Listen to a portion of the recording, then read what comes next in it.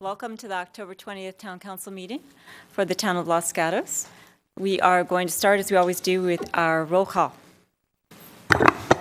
Thank you and good evening. Councilmember Mariko Sayak. Here. Councilmember Steve Leonardis. Here. Councilmember Rob Rennie. Here. Vice Mayor Barbara Spector. Here. Mayor and Chair Marcia Jensen. Here. Now it's time for our roll call. Pledge of Allegiance. We did a roll call. Pledge of Allegiance. And I would like to ask Vicki Torum to come up and join me. Come on up, Vicki.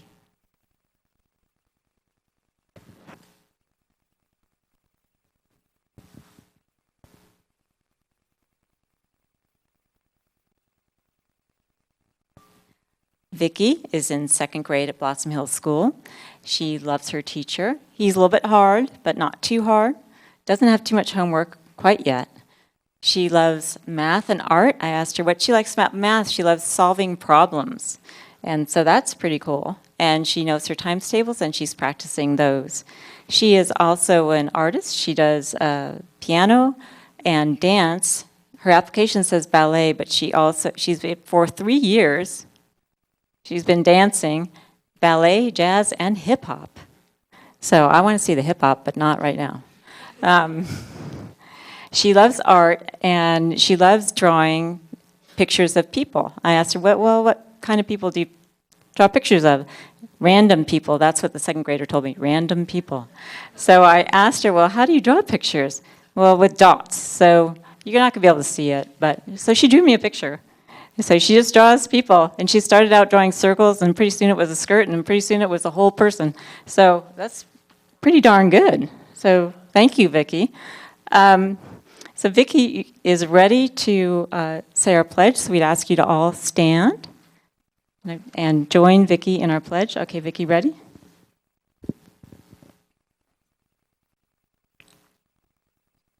I pledge allegiance to the flag of the United States of America, to the republic for which it stands, one nation under God, indivisible, with liberty and justice for all.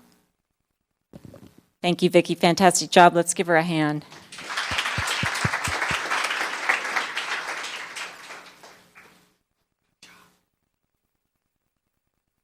Takes a lot of courage to stand up here, so Vicki, way to go. Okay.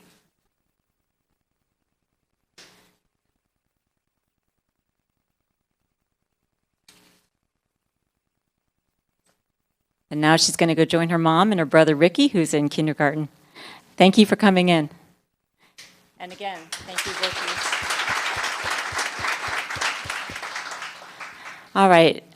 We now are going to have a presentation, which we do occasionally at town council meetings, called Small Business Big Applause, where we have the privilege of honoring businesses who have served our community for many years and have become beloved by Los Gatans and well-known. And if you haven't noticed the couple sitting in front, I'm going to ask them to stand up here so we can see them. And then we're going to ask you, come on up. What business do you think we are honoring tonight? Affordable Treasures, where you can find these fabulous outfits. And I just need to say to Katie, who's right here, just turn. She's got little gem blood drops on her neck, which is pretty darn cool, these are the kinds of things that you can get at Affordable Treasures, and many of you, of course, have shopped there, know it. It's a great place for party stuff. It's a great place for whatever it is that you might need, whether that be a Santa hat, an elf hat, a Halloween costume, a wig, a hat. What else have I gotten there? Any kinds of birthday presents, fabulous arts and crafts, anything you might need. We are privileged as a community to have had our Affordable Treasures in town since 1986 when it opened at King's Court. And it was opened by Dan's parents, Merrill and Sherry Moline. And then in 2000, they sold it to Dan and his lovely wife, Katie. And his mom and dad still work there. And they are continuing the Los Gatos tradition. As many of you know, they contribute all kinds of things to the community and make their store goods available to us. And it's my privilege to give them a proclamation and recognize them as a small business. Big applause. So thank you, and let's have a hand for them.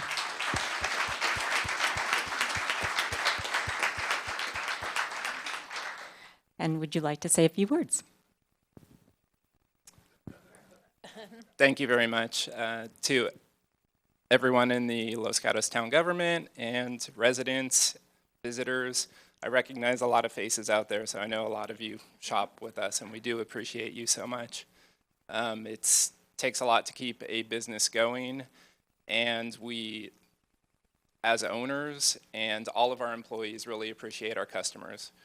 On behalf of my parents, Marilyn and Cherry, who couldn't be here tonight, but they're really proud of us at keeping the business going all these years as a second generation. There's not going to be a third generation for us because we don't have kids, but we're going to be here a long time. So we look forward to seeing you all as you visit.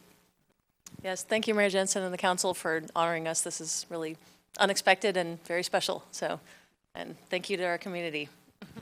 And thank you for wearing these fabulous outfits. Let's have a round of applause.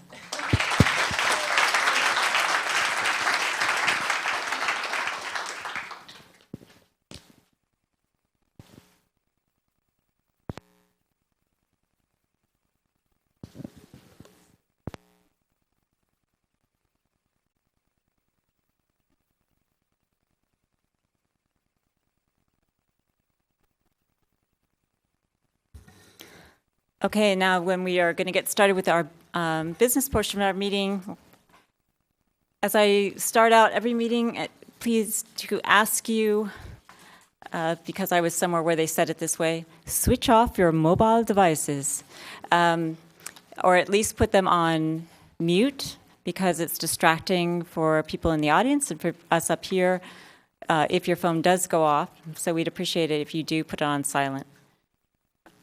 Do we have a closed session report? Yes, good evening. Prior to tonight's regular session, council met in closed session to discuss real property negotiations and to discuss pending litigation.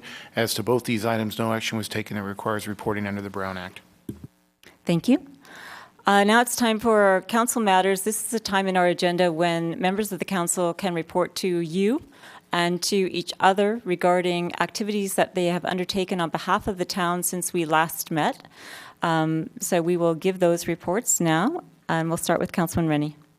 Thank you, Mayor Jensen. I'll keep it brief. I attended the Cities Association board meeting as usual last week, and I guess the one item to note was I was appointed as an alternate to the Emergency Operating Area Council, which is a council in Santa Clara that looks to see how all the different police, fire, emergency jurisdictions can work together. Thank you. Thank you, Vice Mayor. Thank you, Madam Mayor. The CDAC, Community Development Advisory Committee, met, and we considered two items. One is consideration of a medical office at the end of Alberta Way, and another was a portion of the North 40 project. I also attended the CDAC meeting, and I need to report out an action that the council took earlier this evening with respect to appointments to our ad hoc committee with regard to finances and revenue resources, potential revenue resources in the town. Council interviewed two people, appointed two people. We have Lee Fago and Mark Robinson, so congratulations to them. There were two people we appointed, but three vacancies for members of the public if they want to join that committee. So all of you out there, or all of you watching on TV, or anyone who might be interested, we have voted to reopen that application process for another 2 weeks. So we will gladly accept applications if anyone is interested. Councilman Leonardis. Thank you, Mayor Jensen. It was Wednesday, October 14th. I chaired the West Valley Sanitation District Board of Directors meeting, and we had primarily one closed session item. I have nothing to report on that. I also had the great honor of cutting the ribbon at C's Candies in Los Gatos. I've been waiting a long time for that store to come, so thrill of my life on that. Did they give you free candy?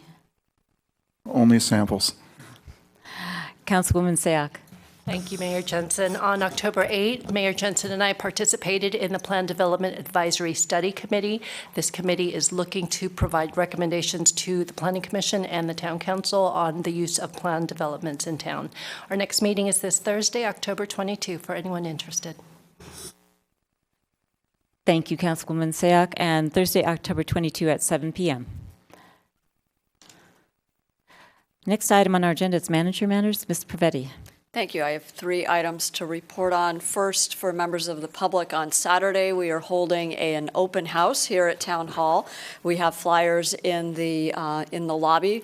We are open from 11 till 2. We'll have tours of Town Hall. You'll be able to meet and greet with council members as well as with department heads, police staff, et cetera. So please come and join this free event. I also want to announce that we are currently seeking applicants for our Poet Laureate position. Applications are due on November 2nd, and there are applications in the foyer of the chambers for those who are interested. And then third, we are also currently recruiting for our other boards and commissions. Applications close on December 4th, and we welcome the community's participation. Thank you. Thank you, Ms. Pravetti. We next turn to our consent calendar. Those items that are on our consent calendar, we have full staff reports that council members have had that have been available to the public. However, these items have been determined that they are either routine, such as the approval of minutes from the last meeting, or are generally non-controversial. We have 4 items on the consent calendar tonight, though that with that introduction, any member of the council or any member of the public may pull an item from the consent calendar if they'd like to do so. If you do pull a consent matter, then we will simply hear it in its normal order on our agenda. So with respect to the 4 items on our consent calendar, does anyone on the council wish to pull any item? Seeing no one, does anyone in the audience wish to pull any item from the consent calendar? Seeing no one, is there a motion? Councilman Leonardis. Move to approve the consent calendar. Is there a second? Seconded by Councilman Rennie. All in favor? Aye. Aye. Opposed? It passes unanimously. So we're going to move to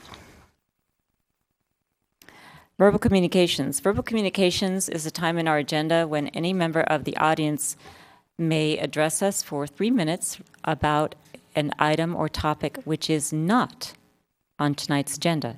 So some of the items on tonight's agenda encompass various things, which aren't called out specifically but are contained within a particular item. But if you want to talk about something that we are not regularly considering tonight, now is the time to do that. And I will say right now that if you want to talk for verbal communications or on any other item in the agenda, you'll find these yellow cards on the backs of the benches. If you'd like to speak, fill out a card. That way I will know who you are and I can call your name and our meeting can run better.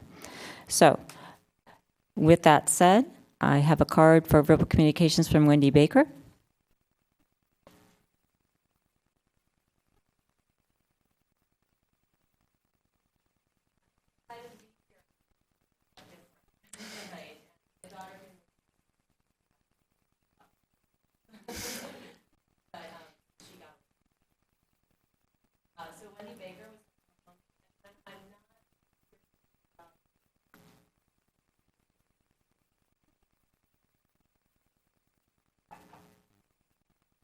I don't even know. When I'm not here talking about the North 40, I actually really enjoy running and spending time with my family and running with my daughter. And so tonight I'm here to talk about the Silicon Valley Turkey Trot. The Applied Materials Turkey Trot returns for its 11th year this Thanksgiving morning in downtown San Jose. This is the largest timed turkey trot in the nation and includes the Mayor's Cup 5K Challenge, sponsored by Summerhill Homes. Elected officials throughout the region will represent their cities by registering for the turkey trot, and cities with the most registrants in their respective size category will win the Mayor's Cup Trophy. I happen to live in the city of Saratoga, which won the Mayor's Cup Trophy, and I think Los Gatos can do it this year. Over 20,000 runners participated last year. We expect another large turnout, including myself and Vivian. As in previous years, the trot includes a 5K run, walk, 10K run, and a kids fun run for ages 2 to 7. And all profits from the turkey trot will go to our 5 benefiting nonprofits: Second Harvest Food Bank of Santa Clara and San Mateo counties, Food Bank of Santa Clara Cruz County, the Housing Trust of Silicon Valley, and the Health Trust, and finally the Healthier Kids Foundation. So I hope you will join us at the San Jose Turkey Trot. Thank you. And you've got a pamphlet. I see do. you also have a website. We do.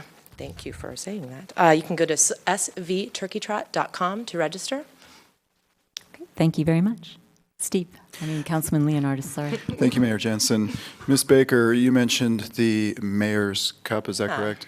And Thanksgiving is kind of a sacred holiday for me, but if we register and we don't show up, do we still get credit? Is that kind of how that works? Wow. The correct answer would be no. I don't think that's the answer, though. I actually don't know the answer to that, but you do have chips and you are timed, so I can find that out. If you want to be a participant, but a less active participant, I can pass along the information to you. Actually, for the Mayor's Cup, I do know the answer. It's registration is all that's required. Oh. Yeah. All right. Thank you. See, I knew you guys could take this away from Saratoga. All right, anything else?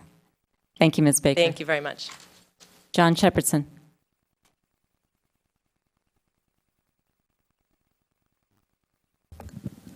John Shepherdson. First, I wanted to know if I didn't register and I ran, could I get credit? Well, anyway, proceeding.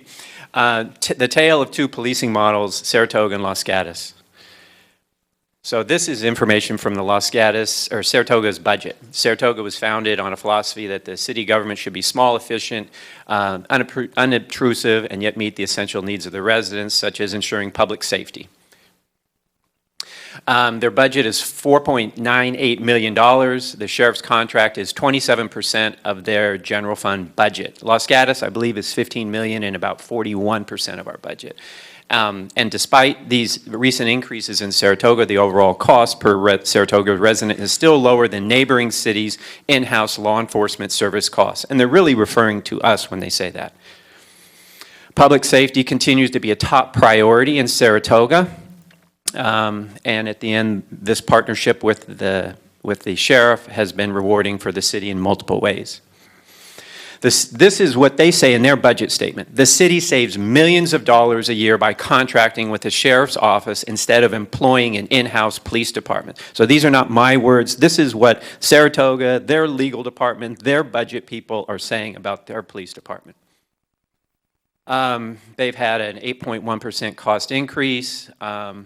And again, they say this 26.7% percentage still compares favorably with other municipalities. They're really talking about places like Los Gatos there. And then they say, while the sheriff's office contract cost is comparatively small, the city has received an immense return in services. The sheriff's office provides all of the services that an internal police department would: patrol, traffic enforcement, and investigations, but with the added benefit of crime analysts, technology services, and other valuable law enforcement services on an incremental as-needed basis. And then it provides the data, the number of hours, traffic enforcement, full-time school resources officer. Not only does the city see considerable cost savings through its agreement with the Santa Clara County Office of the Sheriff, but crime rates also remain low compared to surrounding municipalities. Their rates, according to Safewise.com, are much lower than Los Gatos. Saratoga now was number one in the state. Now they're number 5. Los Gatos is not in the top 50. And at the end there, in fact, our city was recognized for its low crime rate in November 2013, This honor that I just mentioned was followed just a few months later with news that Saratoga had been named the 12th safest city in the United States by NeighborhoodScout.com. And that's just with Saratoga. Now, if we compare it with another municipality like Cupertino, their budget is $10 million, and they have about double our population. And again, they're a safer community than Los Gatos, as based on what Safewise.com says. Thank you. Thank you, Mr. Shepherdson. Any questions or comments? Okay, thank you. I have no other cards for verbal communications, so I'm going to move on to the public hearing portion of the agenda. Before I do that, I just want to let those of you know who may not have attended a meeting how we run each of the public hearing items. I'll call the item. We will get a report from a member of staff. Then members of the council can ask our staff any kind of preliminary questions that they have that they think are necessary before members of the public stand up for them to understand how this agenda item is being presented. Once that's complete, then I'll call members of the public who want to speak about the item. And again, if you want to speak about an item, I would love to have your card. You have 3 minutes to speak. When you come up to the podium, adjust the microphone to fit you. You will see 3 lights up there. You have 3 minutes. When the green light is on, you're doing great. When the yellow light is on, you have 30 seconds left. And when the red light is on, I will politely let you know that your time is up or ask you to finish your thought. Please don't run away from the podium when you're done, because council members may have a question for you. And the other thing that once that's completed, I will close the public portion of the hearing, and then the council can then ask questions of staff again, and then they'll move on to some kind of motion or decision or debate on the particular item. I will ask all of you, with respect to the items on the agenda, if you are going to speak, we would obviously and expect that you're going to address your comments to the council, even though there may be people in the audience that are interested. If you address it to us, that's better for us. If you are here and you hear that the thoughts that you wanted to express or the issue you wanted to raise has been eloquently and well made by another person, consider whether you or not you need to make that again. Of course, everybody is welcome to speak, but please keep that in mind so that we can run this meeting efficiently. And I would ask you, though I don't really need to tell you, please be respectful of all of the speakers and treat them the way you would like to be treated if you were speaking. So with that, we will go to item number 6, which is the Los Gatos Library Strategic Plan. And who is going to speak to it? I'm sorry, 5. Sorry, 5. That is adoption of a solar ordinance. Sorry, Mr. Schultz. Yes, I'll be brief. In September 2014, the California State Legislature passed and Governor signed a Bill 2188, which requires all local agencies to have an expedited permit process for small residential rooftop solar energy systems. This legislation action revised 2 parts of the California Solar Rights Act.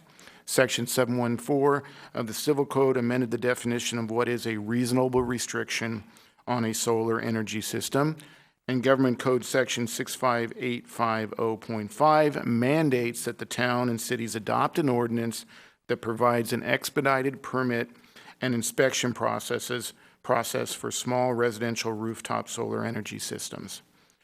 The town, even before the legislation was passed, had already taken several actions at the administrative level that equal AB 2188. There is already a solar permitting checklist publicized on our website, and out of 50 permits that were issued by the town from January 1st to 2015 and June 30th, 2015, only 3 were issued that required more than 3 business days. So in effect, even before this ordinance was passed and AB 2188, we were already having expedited solar permitting process. But we do have to pass this ordinance that's mandated by the state. The proposed ordinance satisfies the required content required by the bill and is a model ordinance that is being used widely throughout the state.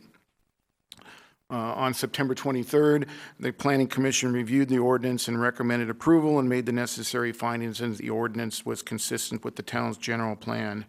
The Planning Commission did make 2 recommendations for 2 potential revisions to the ordinance. The first was the elimination of the definition of association and common interest, since it is not used in the ordinance, and I have taken that and changed it in the proposed in front of you, so that definition is no longer in there. The second recommendation by the Planning Commission was the language that allowed for a discretionary review process if a town was in the historical district. This language has been removed from the proposed ordinance in front of you. After further research and analysis, AB 2188 prohibits the town's ability to regulate aesthetics of solar energy systems on all buildings, regardless of where they are and whether they're historical. So that language has been removed. And with that, I'll bring it back to council to open the public comment and then approve the first reading and introduction of the ordinance by title only. First, let me ask if there's any questions for Mr. Schultz from the council. Vice Mayor. Thank you, Madam Mayor. Mr. Schultz, I understand that the issue that the Planning Commission raised with regard to historic areas or homes is not encompassed under the state law.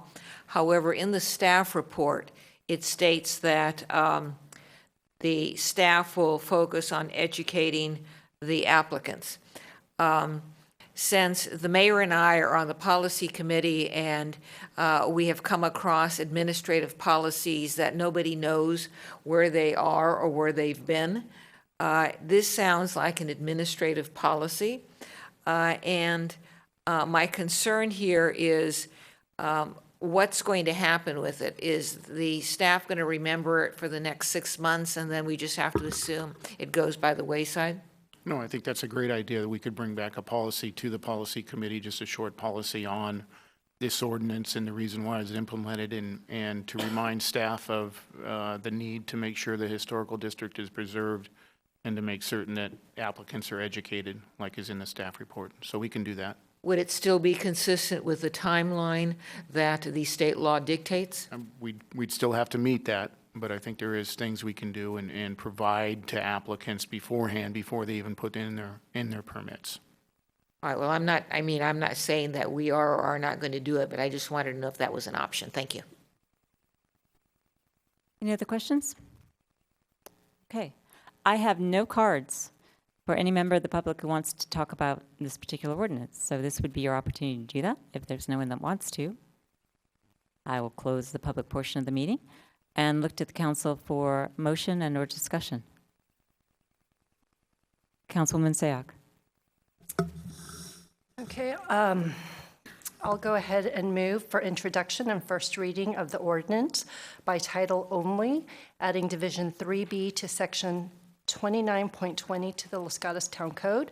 I also ask staff to circle back with the Planning Commission, letting them know that their recommendation, the first recommendation was incorporated into the ordinance and the second was not, in the reasons for such. And the third point is to draft an administrative policy that will be sent to the Policy Committee for further review. Second. Seconded by the Vice Mayor.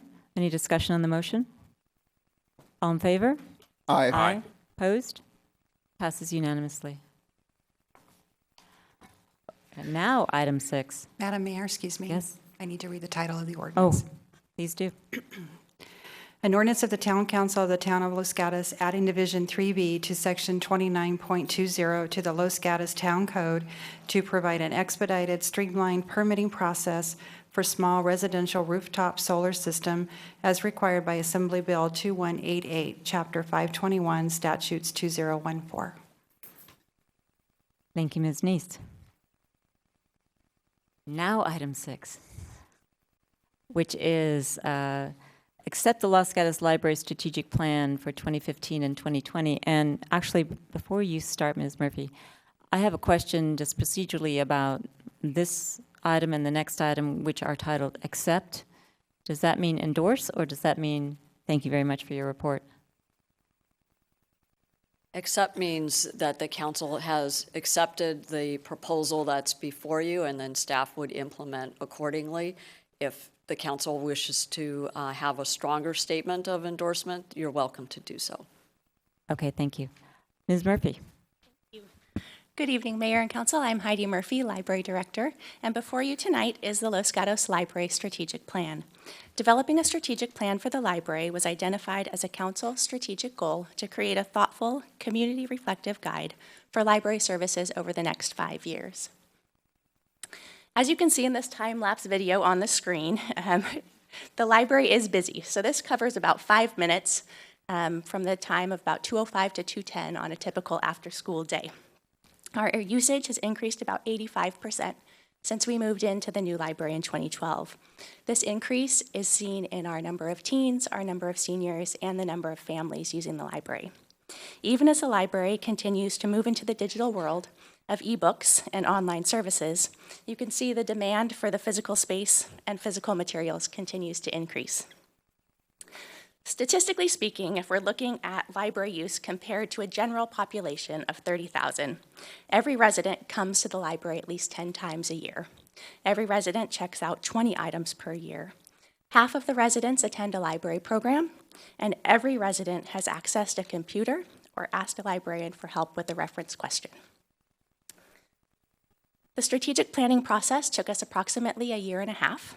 During this time, we completed community surveys, one-on-one interviews, and focus groups.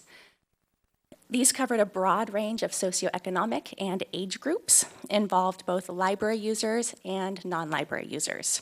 We also went through nationwide library research studies, and then we put together staff work groups to look at what are the common themes and what are the practical applications of all of this information.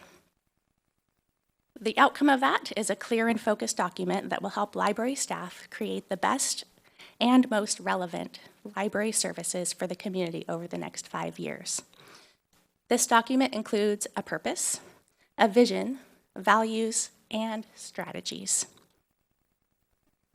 If the strategic plan is accepted, it will be used to inform every part of planning, programming, and service delivery in the library.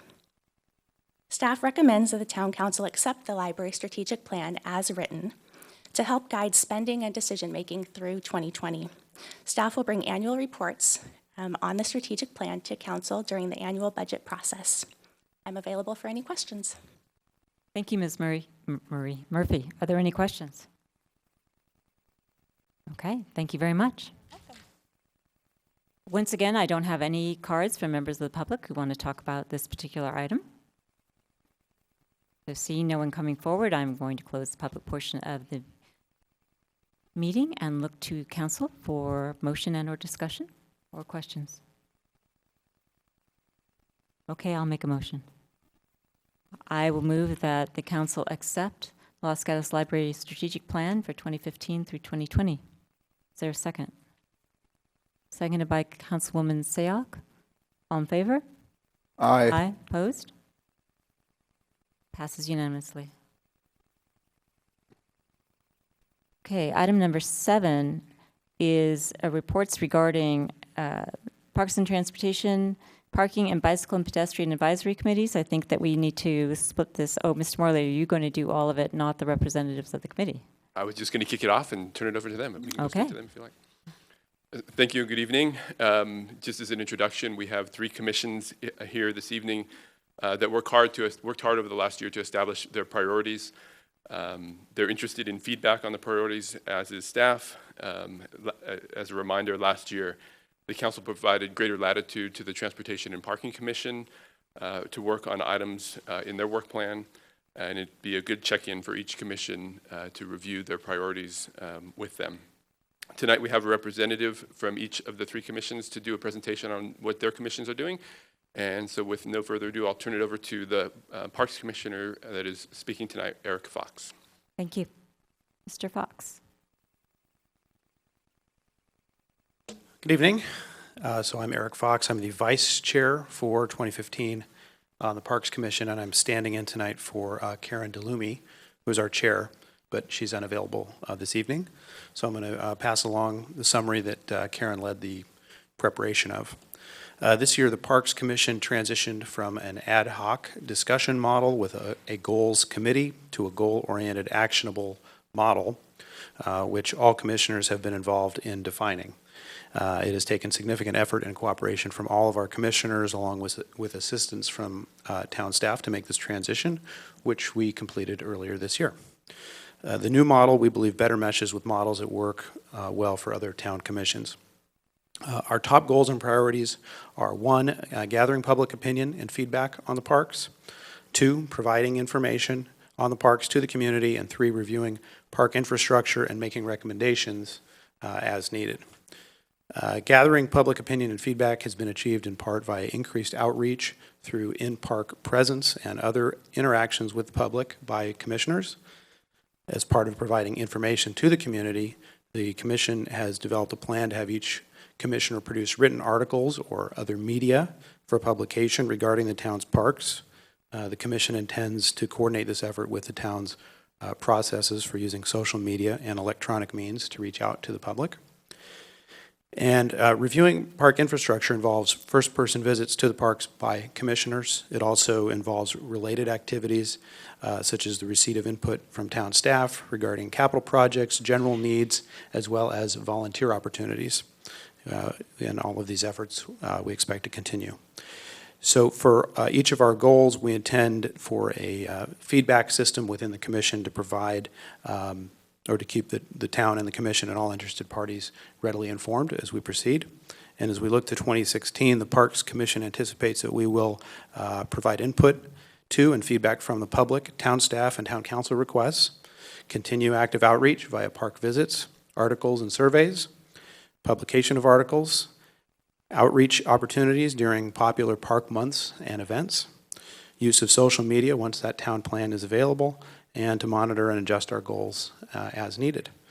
The Commission looks forward to 2016, working to achieve the goals set via our new structure and adjusting it to meet the needs of the town. That's all that we have. Thank you very much, Mr. Fox. Let's see if there's any comments or questions for you.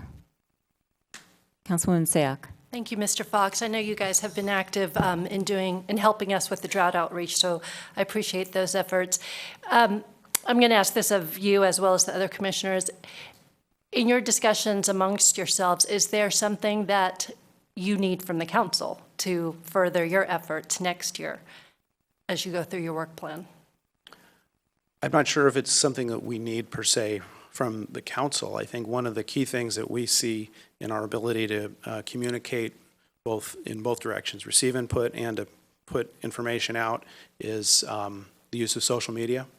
And so as that process gets more defined, I think that's one thing that we think is going to really help us. Thank you. Sure. Thank you. Any other comments or questions? Thank you very much.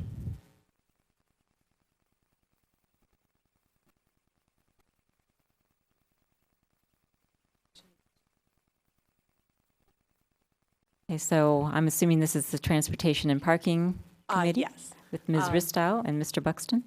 Yes, I'm Maria Ristow. I sit on the Transportation and Parking Commission, and I'm joined up here with fellow Commissioner Bob Buxton.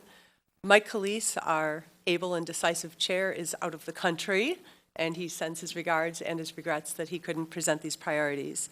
I'm also supported on the commission by Vice Chair Ed Stahl, who couldn't make it tonight, Natalie Ladd, Morgan Slane, and Chris Tanimoto. Our commission is well supported on Parks and Public Works by Matt Morley, Lisa Peterson, and Natalie Hawkins. And we have fantastic input and support from the police department through J.R. Langer and Calipo, who give us reports and support our goals. You've already received the extended priorities from our commission, so I'll just go over the main 7 priorities with our top action items. Number 1 is safety. And under safety, we've got a variety of actions, but our first and top priority, which is shared by the Bike and Pedestrian Advisory Commission, is to encourage the town council to embrace and adopt Vision Zero. We're not asking you to adopt it tonight. We're letting you know that that's a priority, and we'll be working on it in the future. If you haven't heard of Vision Zero, you will, but I'd like you to just think about envisioning zero fatalities on the roadways. This is an initiative that was started in Sweden in 1997, and it rejects the notion that fatalities and serious life-threatening injuries are inevitable or unavoidable. They are. And we'd like to have a goal that at some point in the future we can eliminate or minimize them. Our second priority is traffic. Our main item that kept us busy this summer was dealing with the beach cut-through traffic from the highways. We've got a variety of other issues around traffic, but for the summer we received input from residents. We read all the postings on the social media. We review reports by the staff who are working with Caltrans and Google and Waze, meeting with them. And we listen to all of this input and give advice and kind of review all of it and see how that fits in with the other traffic issues going on in town. We also listen to the business owners who sometimes have a different view than the residents. Number 3 is parking. coordinating with the town council ad hoc on downtown parking structure plans and options. We hope to get involved in that. We've had members attending those meetings. We have members sitting on safe routes to school. We've been meeting with Los Gatos High School to look at how we can assist the high school in permitting students who'd like to bike and walk have better access through safe routes to school, through changes that the town can assist with. Number 5, electric vehicles. We're looking to expand the charging stations and the access for electric vehicles. That's been very successful. Sometimes bringing people to town to shop, knowing that they have a place where they can charge their vehicle, and using grants to get those in place. Number 6 is technology, investigating new technology for parking efficiencies. We've got a pilot program right now with a company called Vimac, and I'm sure you're familiar with it, but we've got the little pucks in place on Montebello Way, and I think the lot south of there. At this point, we're getting data on where people are parking, how many spaces are available, how often spaces are available. The ultimate goal would be to be able to feed back to people looking for parking spaces where those empty spaces are. Not only would that reduce the frustration of people trying to park, it reduces traffic. Because as you have people circling around trying to find parking, that creates more traffic. So if we could just get people to the right parts of where the parking lots are, we can reduce traffic right there. And finally, number 7 is efficiency. Our goal is to try to meet our priorities with the most efficient way, looking at grants, looking at the best actions that make sense, minimizing the expenditure of town resources through staff time and money. So those are our main goals. I can answer any questions or expand if you wish. Thank you, Ms. Bristow. Are there any questions or comments? Councilman Leonardis and then Councilwoman Sayoc. Thank you, Mayor Jensen. Let's see, bullet number 4, the busing program grant. Oh, yes.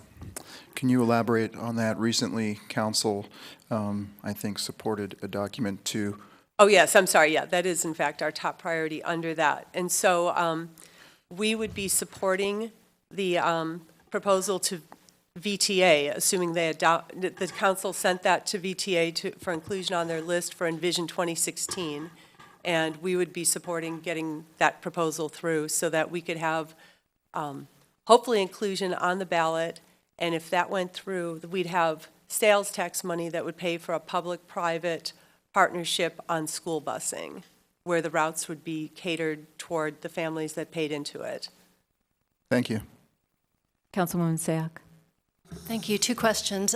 With regard to the safe routes to school, have there been discussion about including or asking other schools to participate? I know, for example, Alta Vista isn't necessarily within the town jurisdiction, but several of our residents do live in Los Gatos, go to Alta Vista. Have there been any discussion about asking some of those schools to participate? That's a great question. There has.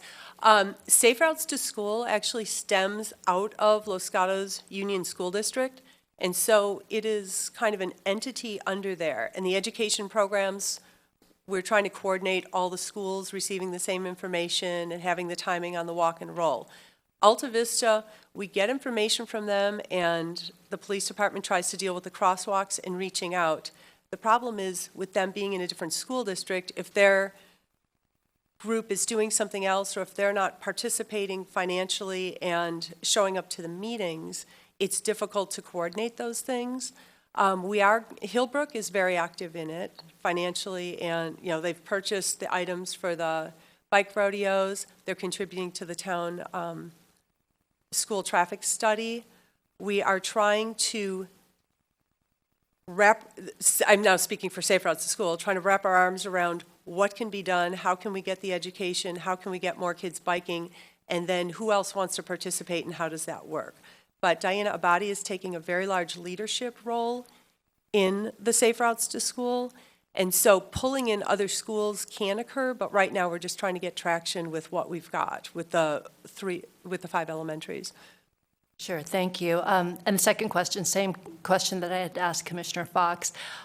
You mentioned Vision Zero is something that we should anticipate. Is there anything else that we can do to help enhance your work next year?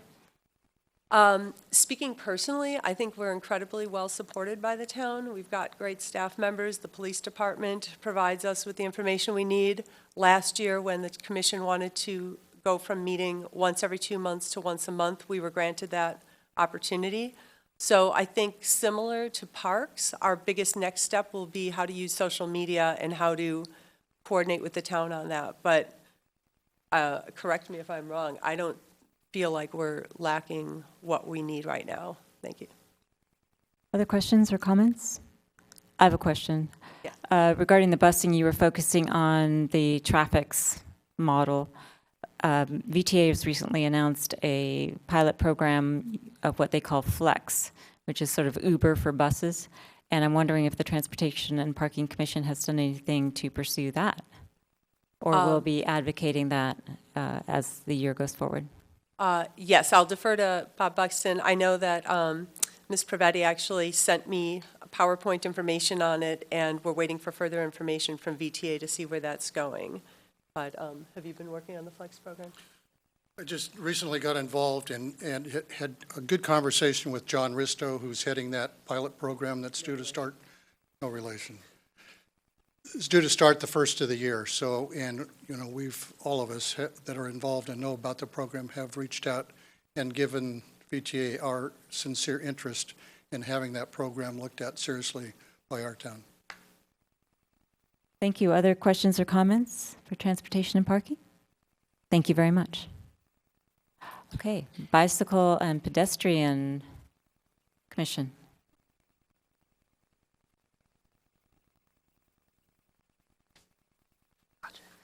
Hello, my name is Crystal Huang. I serve as the Vice Chair of the BPAC, and I'm proud to present the priorities of this commission to you tonight. First, I'd like to thank my fellow commissioners for all the hard work that they've done to make this presentation possible. John Adland, Jeff Lockridge, Peter Hertan, Ed Scott, Thomas Cook, and Chair Maria Risto. In addition, Matt Morley, Dory Romero, and the LGPD, especially Kalipo and Jared Langer, have provided incredible support. The BPAC was formed in June of this year, and we've met as a body 3 times. With the formation of ad hoc committees, we've been able to accelerate our progress in the past 5 months. Here's our list of priorities we've created. Your review and feedback is highly valued as we work to make Los Gatos an even safer and more enjoyable place for bikers and pedestrians. Number 1 is a bicycle and pedestrian master plan. Creating our master plan will outline a comprehensive strategy for bicycle and pedestrian improvements throughout our town, connect us with surrounding entities and within our own community, heighten safety for bicyclists and pedestrians, open up opportunities for grant funding, and identify and eliminate barriers that prevent residents from safely accessing their destinations, whether they're on foot, skateboard, scooter, or bike. Number 2, Google recently established a $5 million fund for grants that local governments in the Santa Clara County can apply for to improve bike commuting, and we plan to apply for it. Funding from this grant will allow us to create projects to increase the number of people on bikes around town, especially those who use bicycles for commuting. Number 3, we want to improve our infrastructure for biking and walking. For example, we'd like to implement Sharrows downtown in the Santa Cruz Avenue, East Main Street, and University Avenue areas, which are streets with low speed limits and little to no room for bike lanes. Sharrows are markings on this pavement, think Share plus Arrow, that alert drivers that bicyclists are permitted to use the full lane. We are also proposing the construction of buffered bike lanes on Los Gatos Boulevard and Winchester Boulevard. Buffered bike lanes are essentially like sidewalks for bicycles in the sense that they use paint, planters, curbs, or parked cars or posts to separate bicycle and auto traffic on busy streets. They're essential to creating a full and consistent network of bicycle-friendly routes, and they make riding your bike safer and more enjoyable. Next, we suggest extending red curbs around the crosswalks on Main Street for higher visibility of pedestrians to drivers, and to convert these spaces into bicycle parking areas. Drivers currently can barely see pedestrians until they're a quarter of the way onto the road, past the parked cars that block the driver's view. If we were to expand the red curb, then use that area for a bicycle rack, which pedestrians can be easily spotted in, we can provide pedestrians with a safer traveling experience, help ease driver stress, and add needed bike parking.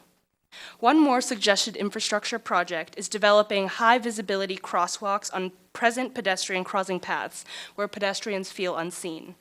Visibility can be enhanced with signs, signals, stripes, or other technologies like flashing beacons, special paving materials, or raised crossings. Number 4 on the priority list is the Los Gatos BPAC website.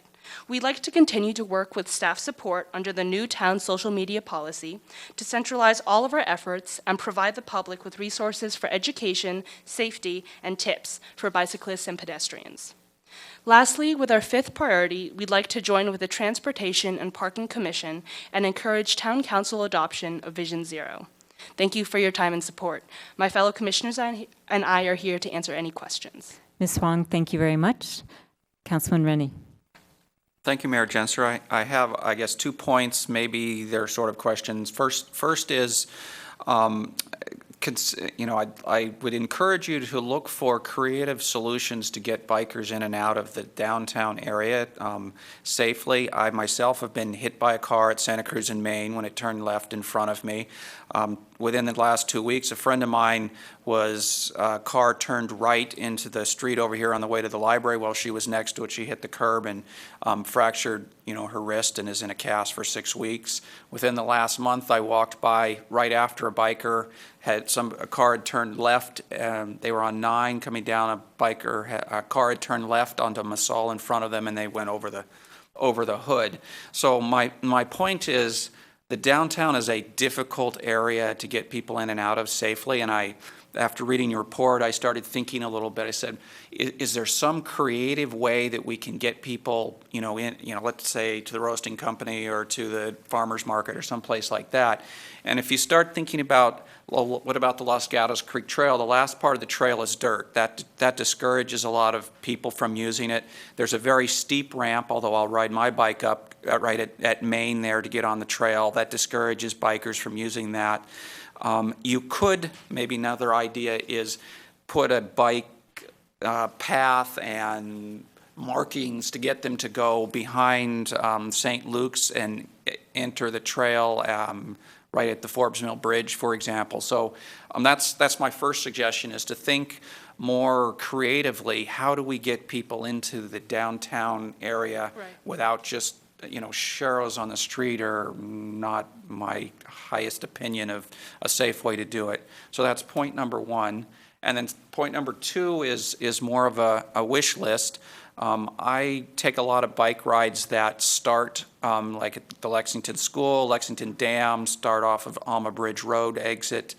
The only way to get there is either drive, which I hate doing since I live in Los Gatos, so I will ride my bike down the dirt Los Gatos Creek Trail, which again is most people don't want to do. So if you could come up with a way to get a paved path to get people out of Los Gatos so you can access Old Santa Cruz Road, Bear Creek, Black Road, just, creative ideas, for you to think about. Thanks. Thanks. Any other comments or questions? Councilwoman Sayoc. Thank you. First, I have to say, thank you for taking a leadership role. It's so cool to see you speaking on behalf of the BPAC, so thank you for taking that leadership role.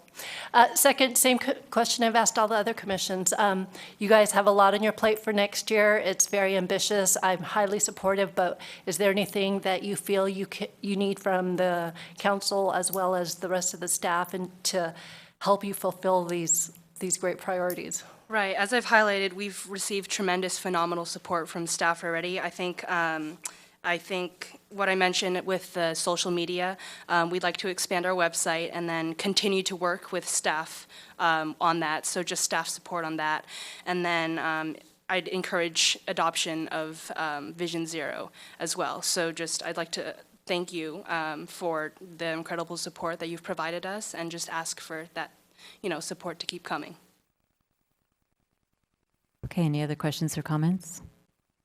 Ms. Ristow. One comment in terms of asking for things, as long as I have the microphone and a captive audience.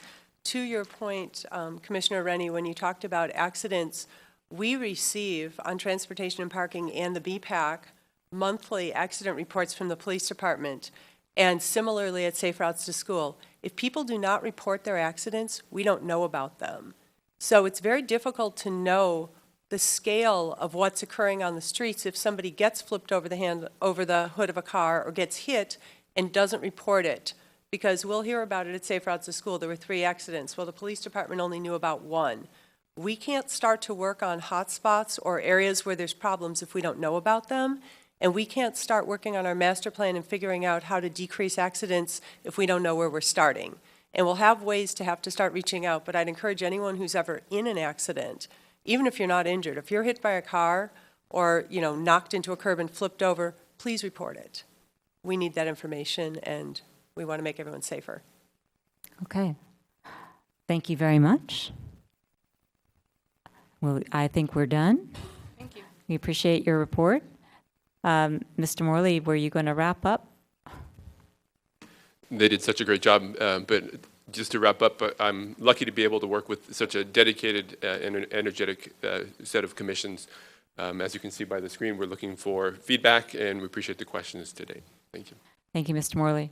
I don't have any cards on this item, so I'm going to open and close the public hearing. And then before we go to motions, I just want to say on behalf of the council, to all of you ladies and gentlemen who have taken the time to come here this evening and have given so generously of your time and talent, I am always impressed by the quality of the people that we get on our boards and commissions, from the Youth Commission, and Ms. Huang, you were amazing this evening, to up to the Planning Commission, Town Council, the dedication, the intelligence, and the thoughtfulness that you bring to your jobs, which I say job, none of you get paid, but you dedicate a lot of time and energy to the town. And so on behalf of the council, thank you very much for all of what you do for the community.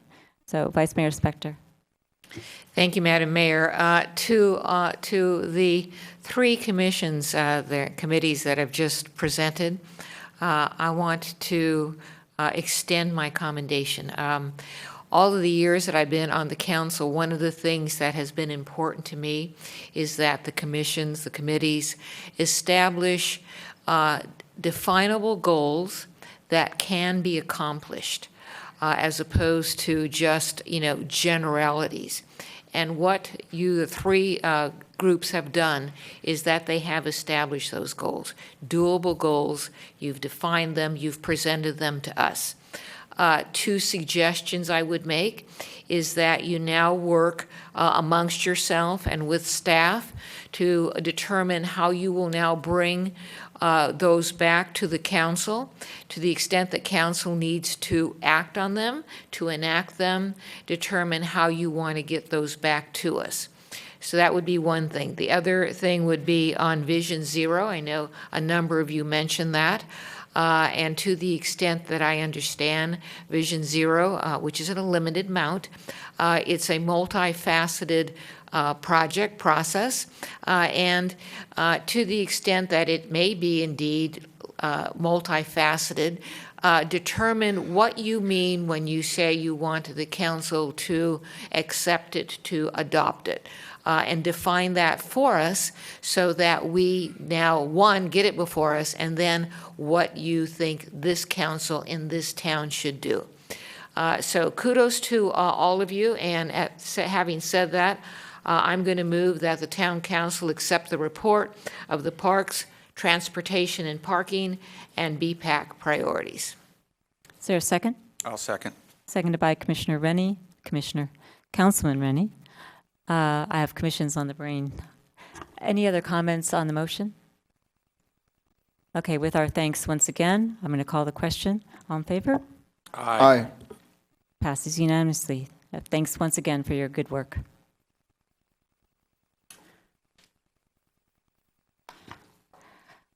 Which brings us to item number 8, which is a request from the Arts Commission to reallocate funds previously budgeted by the Town Council for specific use to a different use. Ms. Gilmore. Good evening, Mayor and Council. Christina Gilmore, Assistant to the Town Manager. There is no presentation on this item. However, staff is available to answer any questions. Does anyone have any questions for Ms. Gilmore? Councilman Leonardis. Thank you, Mayor Jensen. Ms. Gilmore, currently how many cats do we have installed in trees? There are 10. There are 10. And for the public at home, how many more would we like to install?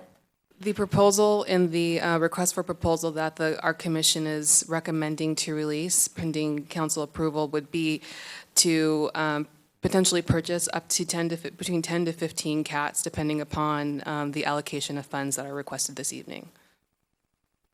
Last but not least, so the broader world knows that we are the city or the town of the cats. How do we publicize this to the greater Bay Area and the greater world out there? The Arts Commission will be working on some sort of publicity and outreach. For the first phase of the CAT implementation, we published a small handout brochure that was made available to businesses on North Santa Cruz Avenue. And so we would potentially do that again, as well as look to our new social media policy for outreach to make this available to the wider public. Thank you. Other questions? Vice Mayor. Thank you, Madam Mayor. The Arts Commission is requesting funding for these Main Street cats, and part of those funds come from the Forbes Mill footbridge, correct? That's correct. And right now, how much have we budgeted for this year, for 15-16, for the footbridge? I believe the footbridge allocation was, hold on, let me pull up the page. Is it 3,000? Yeah, 3,000. We had $9,400 total, and 3,000 of that was budgeted to the Forbes Mill footbridge. And how much of, and are you asking for the entire 3,000 or part of that? A portion of it. So $1,400 would remain for the Forbes Mill footbridge project after this allocation if it was approved. What do you anticipate that you would be able to do with that $1,400 on the Forbes Mill footbridge as opposed to what you would have done with the 3,000? Sure. So the Forbes Mill Footbridge project is an ongoing community arts project. Every year, the Los Gatos Saratoga Recreation Department sponsors a week-long summer camp. Children develop artwork that is photographed and then transferred to vinyl transfers and installed on the Forbes Mill footbridge. So this past summer, we had 10 participants who participated in that program. We have their artwork. We are in the process of requesting quotes from vendors to transfer that artwork and install it on the bridge. So the allocation for the Forbes Mill footbridge would go towards the installation, the reproduction and the installation of the panels for the art project. Let me preface this by saying I think the Forbes Mill footbridge is a really nice project. If we transfer the monies to the I'm going to call it the Main Street Cats, will we have enough money to do the 10 pieces on the footbridge? That currently remains to be seen. I'm in the process of soliciting quotes. Per our purchasing policy, we're required to receive 3 quotes, so I have some requests out for information, and hopefully within the next week or so, I'll have some additional quotes and to be able to assess how much it would cost to actually do the installation of those 10 pieces of art. Thank you. Other questions? I have questions for you. From page, some of them are similar to the Vice Mayor's, some are not. Looking at page 2 of the staff report, you are reporting to us on a survey that was conducted of businesses downtown, and you report in the first paragraph that 35% of those business owners surveyed thought the Catwalk public art installation has enhanced shopping. Does that mean 65% thought it didn't? I guess you could interpret it that way, yes, if you chose to. And 23% reported that customer feedback was good, was positive. So does that mean 77% said it was negative? You can interpret it that way as well, okay. Yes. I'm just curious because that's what's there. All right. So the council allocated $3,000 for the Forbes Mill footbridge, as the Vice Mayor has indicated. And if the council does not take the Arts Commission recommendation tonight, that $3,000 is still available for the Forbes Mill. That would be correct. Okay. But we don't know how much money we need to put on all the panels that you talked about. That's correct. The $2,000 for, quote, Arts Commission project, unquote, what's an Arts Commission project, and if it isn't it whatever they decide? So it's cats. That's correct. Or- So the Art Commission is currently in the process of conducting a strategic planning project. So to understand what projects the Art Commission would like to bring forward to council for the consideration for the next 3 to 5 years. And so the commission had anticipated during the budget process that a portion of those funds might go towards hiring an arts expert to assist them in creating a strategic plan. However, because the Arts Commission has identified the Forbes Mill project and the CATS project as their 2 priorities for art installations for the current fiscal year, they have requested reallocation of that $2,000 to the CAT project so that they would be able to complete the CAT project in the way that they envision. Okay, thank you. Other questions? Councilman Rennie. Thank you, Mayor Jensen. I just want to maybe follow up on your comments. If you look on page 4, there's actually the voting counts there. So you talked in terms of some percentage, which was the 17 yeses in terms of whether the installation enhanced. And you'll see there's only 9 that said no compared to 17 yeses, and there's a lot of not sures. The same thing for you mentioned the 23%. That was 11 that said they loved it, but there were none that said they hated it. There was 6 neutrals and just 31 that didn't respond at all. Just give a little more detail on that. Vice Mayor Spector. Thank you, Madam Mayor. I'm going to follow up on what the mayor was talking about, or maybe what the speaker was. The Arts Commission, is the Arts Commission currently reevaluating itself? That is correct. All right, and when is that reevaluation anticipated to occur, to be completed? As of now, they're anticipating to complete the process by December. They're currently meeting twice a month, or they have been meeting twice a month since August. So they anticipate completing their evaluation in December with the hope to bring this forward to the council in the new year. Follow up, if I might. Sure. Would it be more reasonable for this council to defer a determination as to where funding should go until after the Arts Commission completes its self-analysis? That is a recommendation, or that is a process that the council could take if they chose to. I have actually a direct follow-up to Vice Mayor's, and then I'll call on Councilwoman Sayoc. You said, the Vice Mayor asked you about reevaluation. You said this will be done by December. Is that the reevaluation? Correct. Okay. And what is that, a reconfiguration, a different way that they are going to consider projects? Can you tell me what you mean by that? Sure. So the commission is in the process of conducting a strategic plan. So far, they have reviewed their vision and their mission statement as well as their enabling resolution, and they have made some recommended changes to that they'll bring forward to the council. They've completed a SWOT analysis, so understanding the strengths and weaknesses and opportunities and threats that are currently for the Art Commission. So they are in the process of now identifying potential projects, some strategic partnerships with other existing art organizations. So they really do hope by December, early January, to bring forward a very comprehensive plan with specific identifiable projects and goals that they would like the council to consider for moving forward for the commission. Okay, thank you. And that being said, they are coming forward now for this reallocation, regardless of whatever they're considering doing in the future. That is correct. Okay. Councilwoman Sayoc. Thank you. Just wanted to make sure I understand the Forbes Mill Footbridge project. So there's currently 10 murals that have been done by 10 artists, and we're not sure if 1,400 will be enough to place them on the art bridge?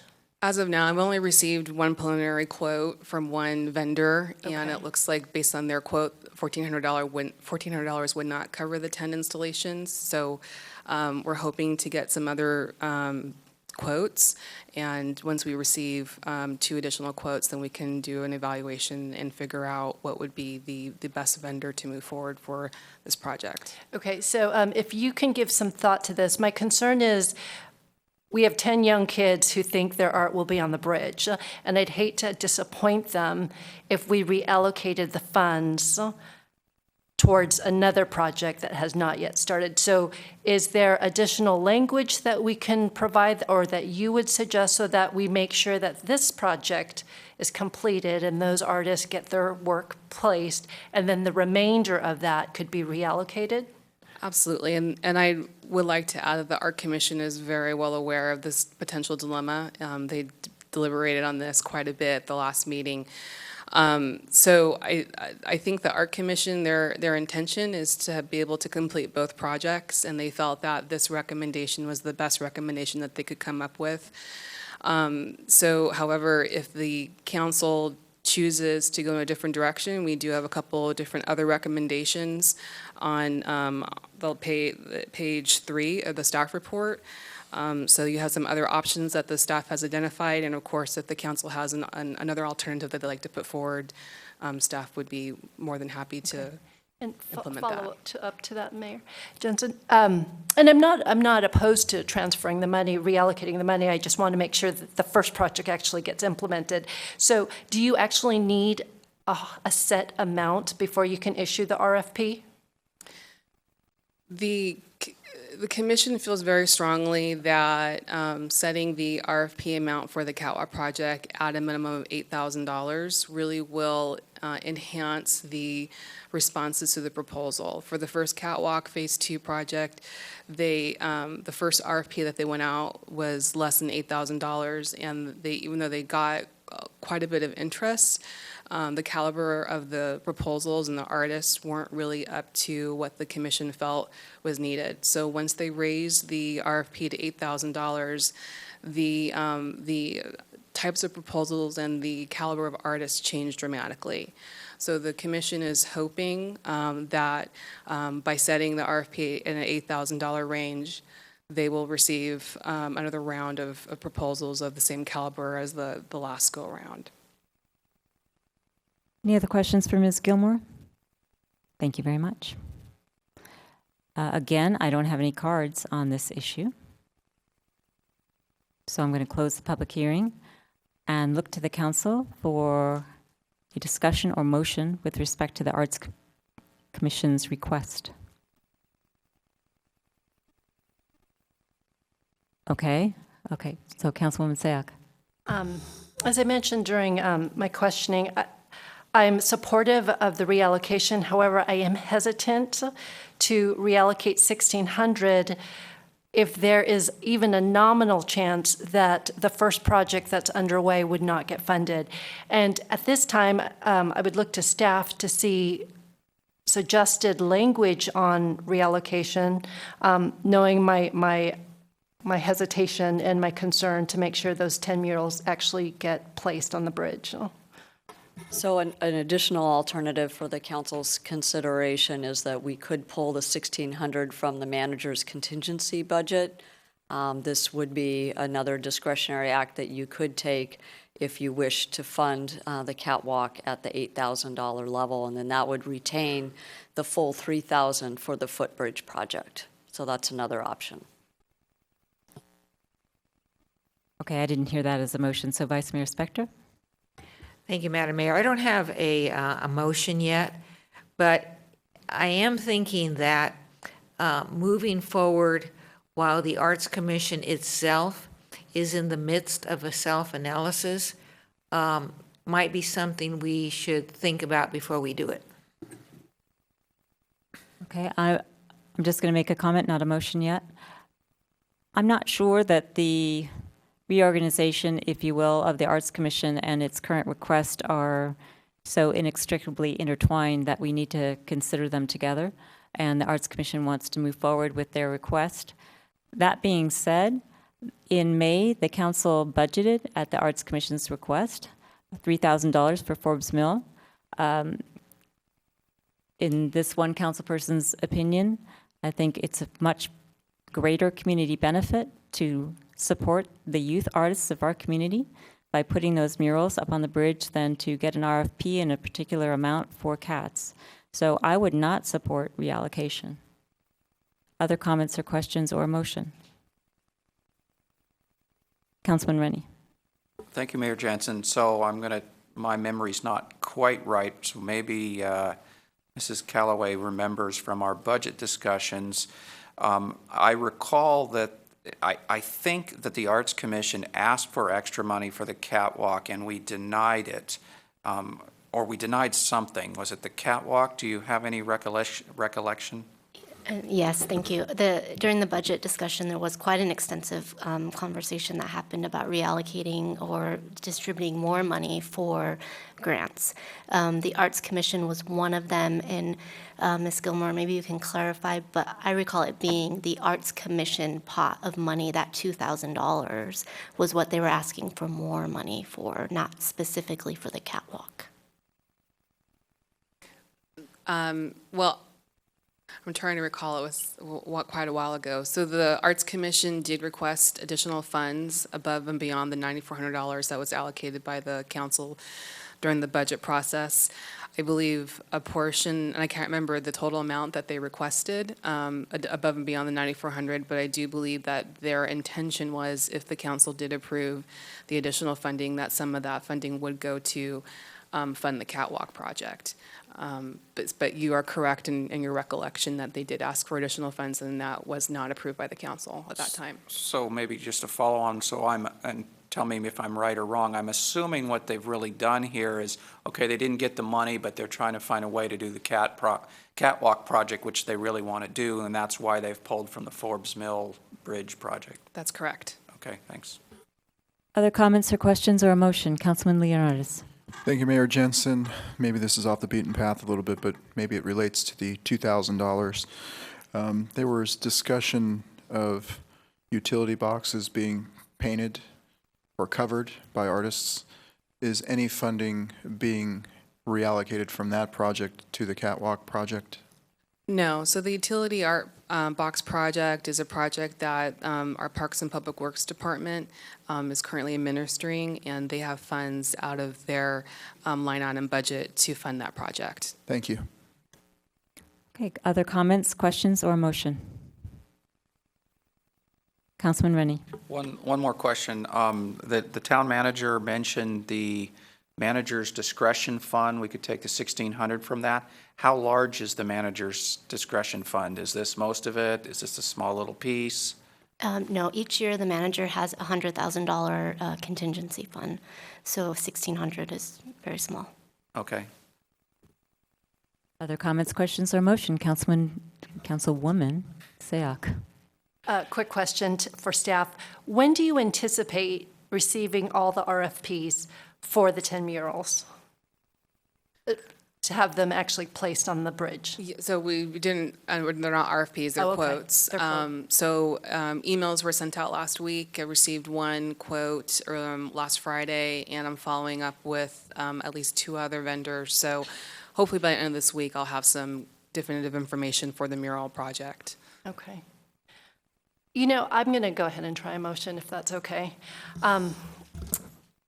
As I stated, my biggest concern is I'd like to actually finish a project before we begin a new one, and I'd hate to disappoint 10 young artists who think that the effort they put into this summer would not be placed onto the bridge. So I'd actually move to continue this item until we receive all the quotes. We can then figure out how much remains of the Forbes Mill Footbridge project and see if that should be sufficient funds to help fund the RFP for the CAT project. Is there a second? Vice Mayor Spector? Thank you, Madam Mayor. Yes, I'm going to second. I agree with that.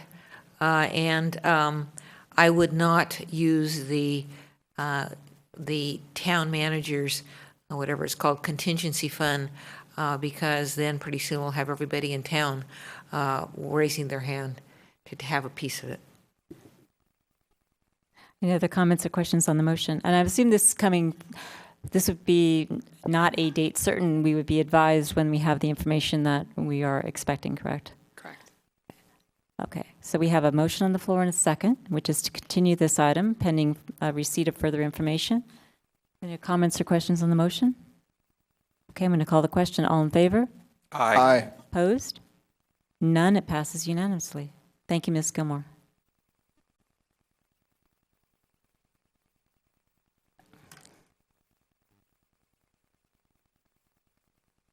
which brings us to item 9. And Ms. Peterson, I see you coming to the podium.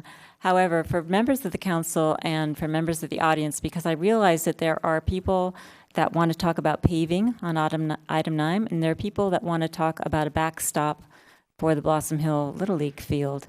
And I want to try to separate those out because as part of our report on item 9, which is Almond Grove paving project, staff gave us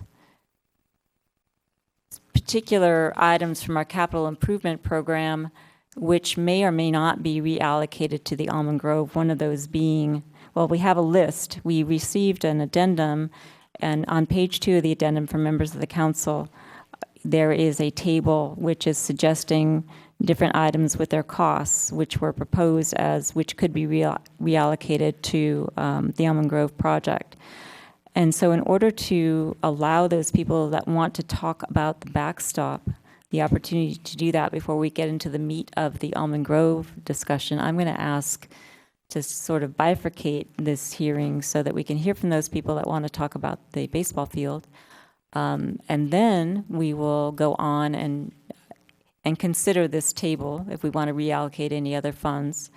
And then we'll go on and talk about the generalized Almond Grove project is going to be my proposal. So I'm sure that that didn't make a whole heck of a lot of sense to most of you, but many of you are here to talk about how the Almond Grove should be treated, what the bidding process is going to be, what the design process is going to be. We have a staff report. However, as part of that staff report, we also received information from the staff about particular projects in our capital improvement fund, which could be reallocated for that funding for use for the Almond Grove, one of those being the backstop for the baseball field.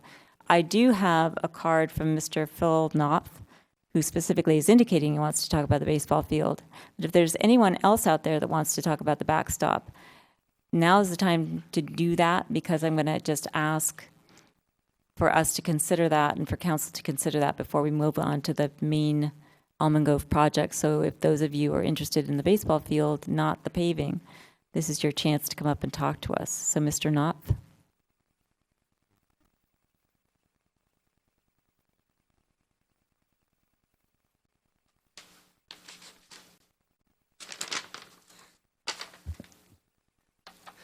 Good evening. I imagine you all have the letters from the community that were, so there's no need to go into a lot of background and everything going on.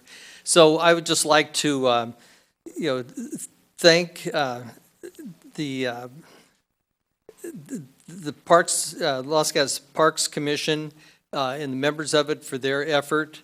The Parks and Public Works Director, Mac Morley, Parks and Public Works Superintendent Steve Regan for helping with this backstop and moving it forward.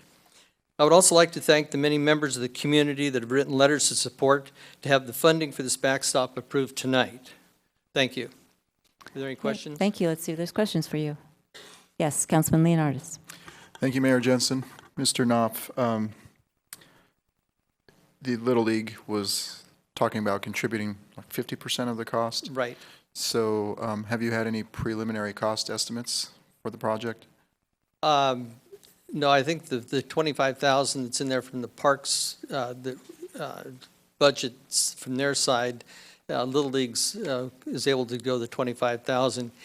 And I don't know if, Matt, have you had any estimates on it? We looked into it, 4 or 5 years ago, and it was about $30,000 to $32,000. So, I don't know if that's reasonable or. We'll let Mr. Morley answer the question after you get done. So if there's Okay, something else that you'd like to say, you can have at it, or if there's a question for you. Thank you. Vice Mayor Spector and then Councilwoman Rennie. Thank you. A couple of things. First of all, it sort of ties into what you were just talking about. You have an estimate of something like $35,000. Is that what it is? Right. Of which your organization can put up 25,000? No, Los Gatos Little League has an agreement a use agreement with the town for the use of the fields. And under the terms of that use agreement, Los Gatos Little League is to pay 50% of capital improvements. So, we figured that we could, so as a board, we approved up to $50,000 to $25,000, figuring that would be, safe on our side, that we'd come in under that. You know, and that was, you know, and I noticed in the budget that the town side of that was also 25,000. So.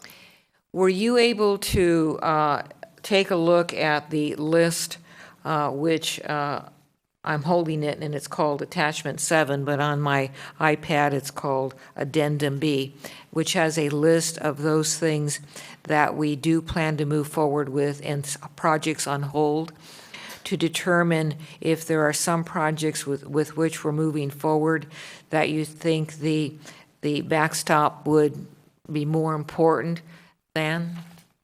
I haven't seen that list, but like I say, we were hoping to have this, you know, because it was in the budget for June, so we could get it done and get it done for the coming season. And that's why we're asking to try and have the funds approved tonight so that we can move forward with it, so it'll be ready for the coming season, you know, get it in before the first part of February. And is it your understanding that the backstop is unsafe, that it could cause injury and damage? Yes, it's been the feeling of many for years that it's really not a safe issue. And the kids climb on it, they hang over the front of it. You know, the foul balls come back down on the umpire, the catcher, the batter. You know, so it's a poor design for a backstop. All right, thank you. Councilman Rennie. I think we've mostly circled in on my questions. You know, is the money from your side available now? I think you're saying yes, you could pay it tomorrow. And then the second part of my question was, why is this urgent all of a sudden? You know, why couldn't it be next year? And I think you've mostly answered that.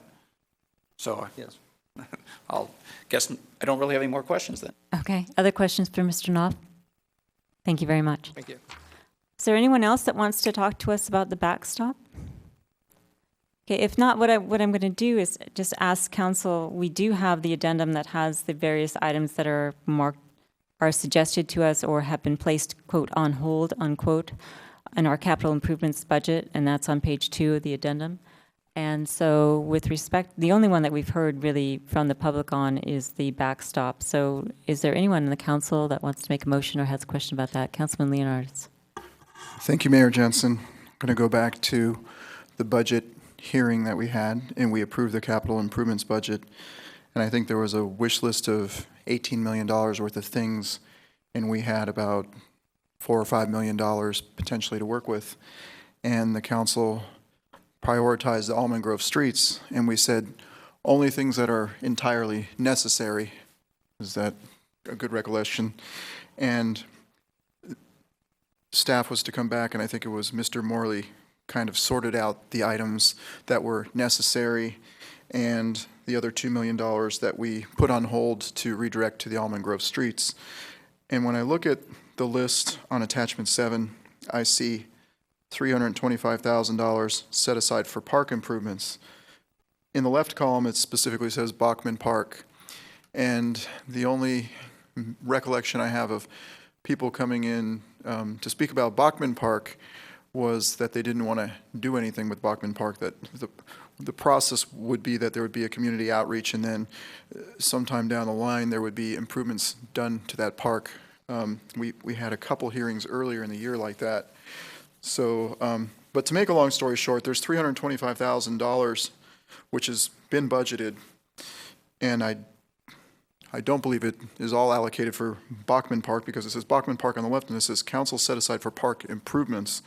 So I would have no problem requesting that $25,000 of the $325,000 be moved over for Blossom Hill Park for the backstop. In the past week, I received correspondence from a member of the public about the tennis courts at Blossom Hill Park, and the individual said that they reached out to Mr. Steve Regan about a crack that runs the length of one of our tennis courts at Blossom Hill Park, and Mr. Regan had responded in some manner that he wasn't sure if it was in the budget and it might take a year to get it fixed. I would also request at this time that be considered, that tennis court be repaired, and $25,000 or whatever the cost would be allocated towards that tennis court crack. So focus some of this $325,000 towards Blossom Hill Park, which we're getting correspondence or a lot of people from the public wanting improvements at, and then take it away from Bachman Park, where all we've heard is that don't do any improvements. That would be my motion. Okay. So I have a question about your motion. Yes. In the capital improvements program budget, there's a specific item that was $25,000 for the backstop. So to me, it was just like, take it off hold and put it back in the budget, or don't, is kind of what I had, my question was. So is your motion essentially taking it off as an individual item and then saying of the part that's allocated for generalized park improvements, you want $25,000 of that allocated for a backstop? Thank you, Mayor, for the clarification. I was just going by the spreadsheet or attachment 7. It was my understanding that there was $18 million of projects that could be done in Los Gatos, but we don't have $18 million, so we kind of prioritized, and the things that were prioritized on the sheet didn't specifically include the backstop, although the backstop was originally included in that $18 million worth of items. So in reference to the sheet, attachment 7, if these are the priorities, if this is where we are going to spend the $4 million or whatever it is, nothing specifically states spend $25,000 on the backstop or potentially another $25,000 on the tennis court. So I would move that we specifically take from that $325,000 from those park improvements that say Bachman Park, if that's the case, and move that towards Blossom Hill Park. Okay. Does everybody understand the motion? Is there a second? Councilwoman Sayak. May I make remind me of the process, may I make an amendment to the motion? You may request, May I request an amendment Yes, to the motion?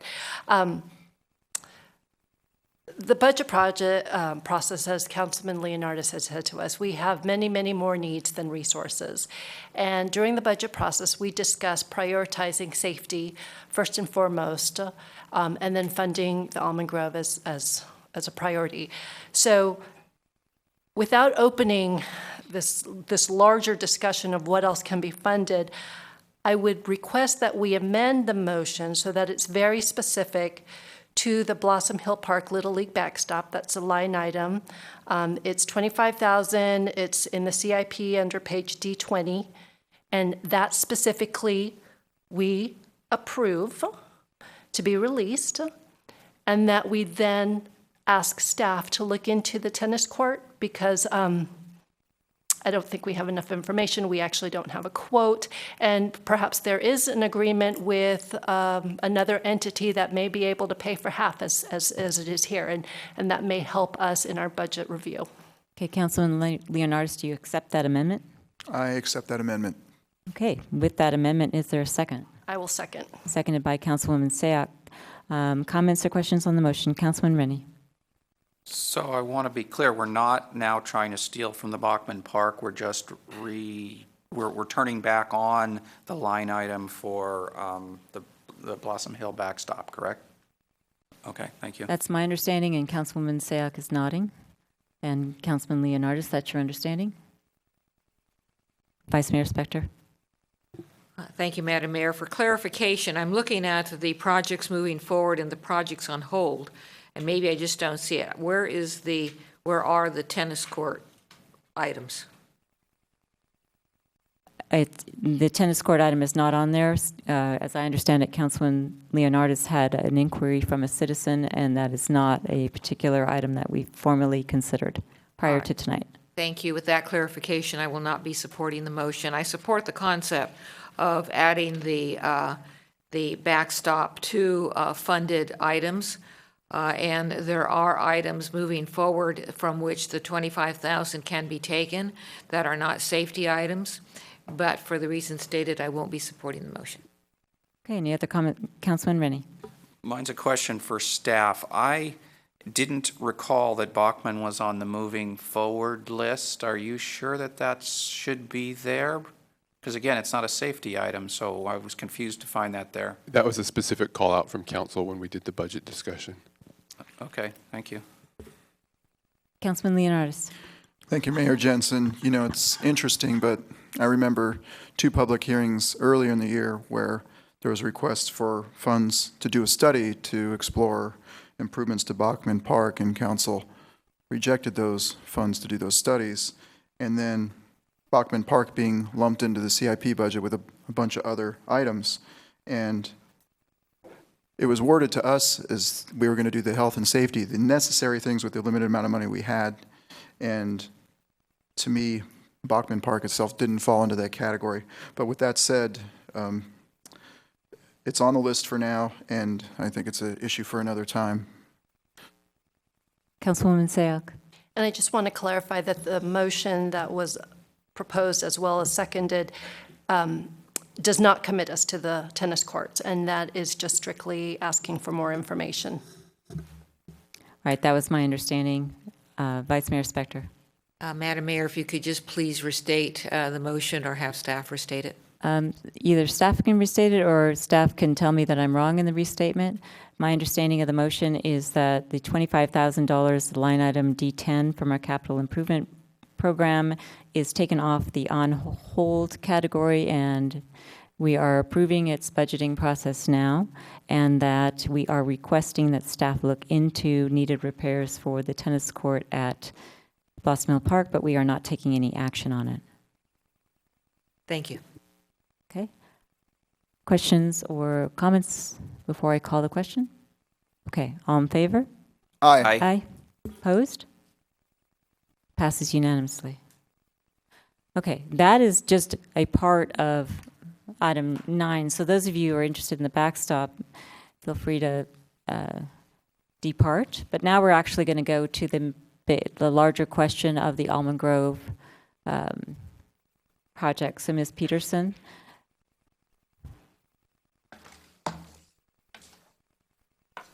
Thank you. Good evening, Mayor and Council members. Lisa Peterson, Town Engineer. I'm here tonight to continue the discussion on the Almond Grove Street Rehabilitation Project. I thought it might be helpful to have a brief discussion on project cost estimating.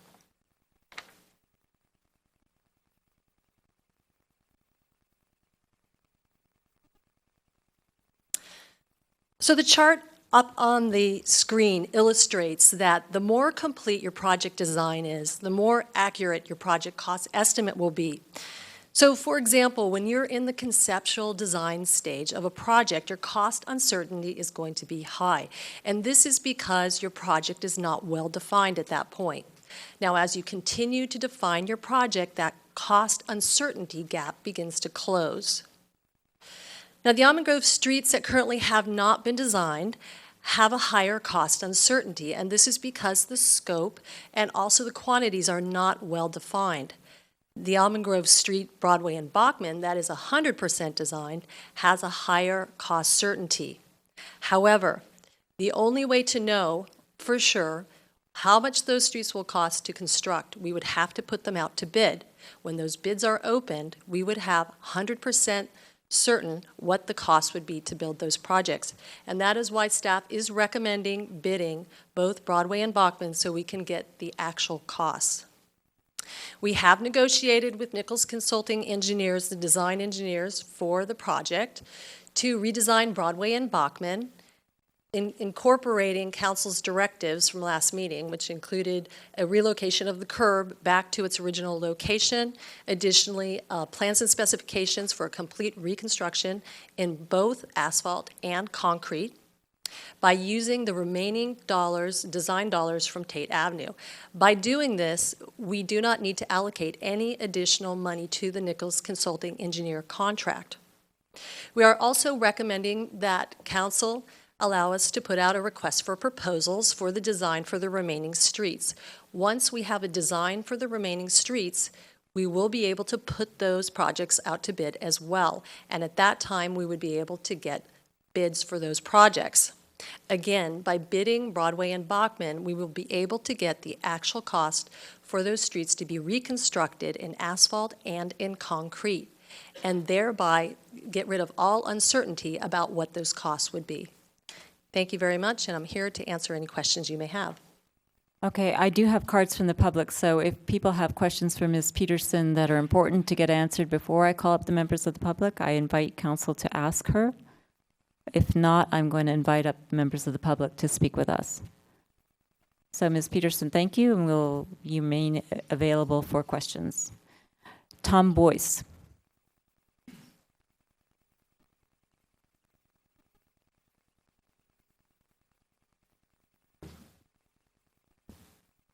Good evening, Tom Boyce, Wilder Avenue. First, I'd like to tell you a couple of meetings that I've had over the last month since the last council meeting that dealt with this issue. First, the town manager, Ms. Pravetti, and also the Director of Public Works, Mr. Morley, reached out, and we had a 1-hour meeting where I basically spelled out what I thought a transparent set of cost information that does not require redesign of the streets could be prepared. They were very patient. I was very persistent, but I didn't hear anything further until yesterday. Then I had a meeting with Mr. Morley. He reached out to me and said, let's meet. We spent an hour together, and I left that meeting absolutely euphoric because he showed me a complete spreadsheet that showed where the $18 million, $19 million came from for the concrete. And he provided me with 8 spreadsheets that showed where the numbers came from, I thought, for each of the streets. Showed the amounts and all of the unit costs. When I woke up this morning, I looked at this more carefully, and I discovered that the 8 spreadsheets that show all the detail are from 2011. They have absolutely nothing to do with a spreadsheet that shows 2015 costs. So I was directed to understand that the way these new 2015 numbers were found was through multiplying by another 50%, because that's what had seemed to have gone up. So I looked, I haven't had too much time to look at the numbers, but I live on Wilder, so I looked and said, I wonder how much the driveways cost on Wilder. There's 3 driveways. The number on the new spreadsheet for 2015 that I got yesterday is $158,185. That seems like an incredible amount for 3 driveways. So I look back at the Nichols report. The number that they have there is 7,274 for the same driveways. That's not a 50% increase. It's huge. Anyway, I just can't make any sense of the numbers. I'm not getting any numbers. Maybe it's time for the council to ask for numbers that we in the public want for the interest of good decision making. Thank you. Thank you. Questions for Mr. Boyce? Thank you very much, sir. Robert Cowan.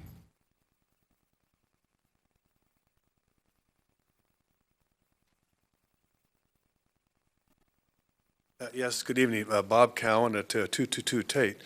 I have just a couple of simple comments to make. And first of all, thank you for the efforts that you've made to find the funding. That's 90% of where we have to be. And I appreciate that very much. It's been a lot of work for you and for staff. My comments have to do with the bid process. And one of the things that's fascinated me was staff's work early on about the idea of looking at life cycle cost. That concrete will last longer. There's less maintenance over time. And I'm hoping that when the bids come in next spring, or perhaps early, late winter, that you'll have a chance to look at this concept of what's the cheapest material long term. The second comment I have has to do with the idea of streets. And when the council made a decision last month concerning keeping the curbs where they are, it means less of an opportunity to save trees. And so I'm hoping, and I had a brief conversation today with Lisa Peterson about the idea of continuing the practice of swerving out the curb and cutting the sidewalk to a certain extent to keep trees. If you can't move the curb, maybe you can just swing out the curb. And I gave you a photograph example of how that would work. So it's quite common in the Elma Grove area. As the town evolved and street trees got bigger, sidewalks were made less wide and curbs are extended out into the street to make trees work. And I hope that practice can continue. And I don't know how that works in terms of the ADA requirements, although I think Lisa said it might be an opportunity to do that. There's some strict requirements about safety, pedestrian safety, and handicap provisions. And I hope that that can be worked out in the next few steps in terms of the bid process. And that's all I have. Again, thank you very much for the effort to date. Thank you, sir. Are there questions for Mr. Cowan? Thank you very much. Angelia Dorner?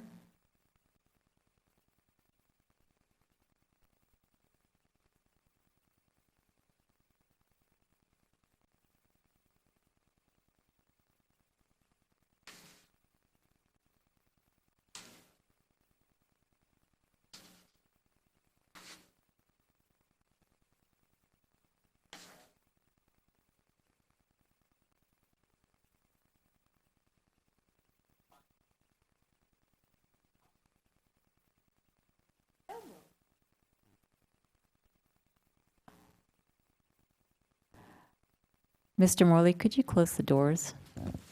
Thank you.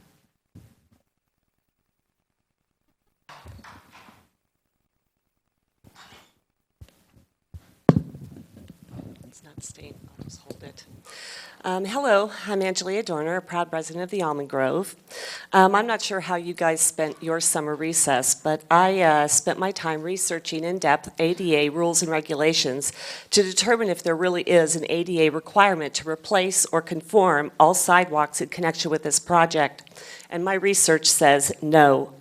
This is one of the Q&A jointly issued by the DOT and DOJ, which is right on point and is part of the support for my position.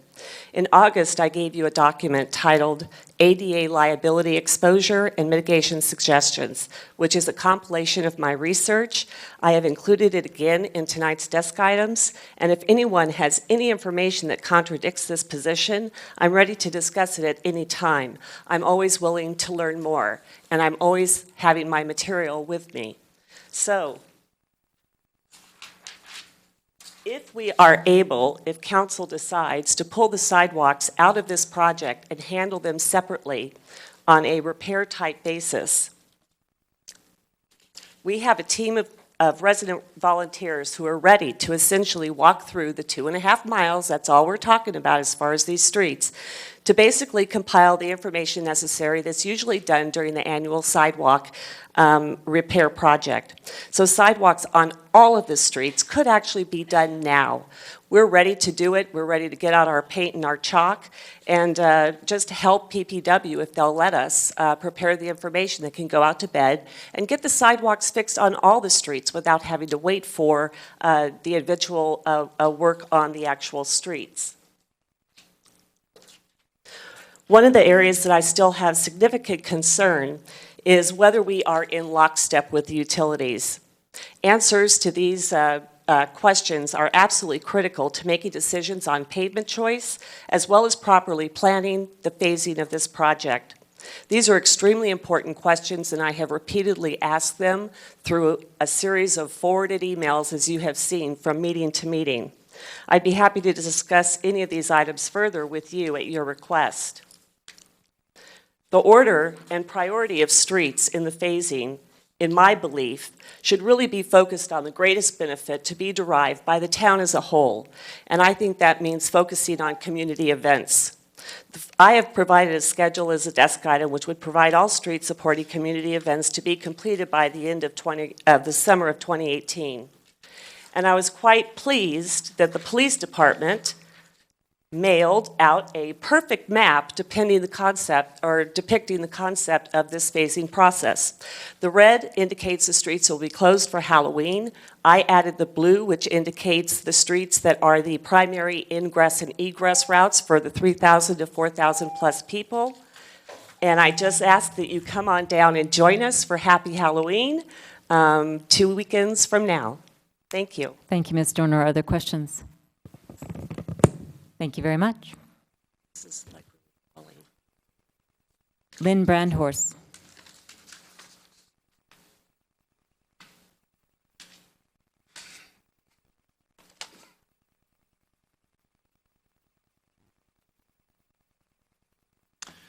Good evening. I'm Lynn Brandhorst at 93 Broadway. Honorable Mayor, council members, staff.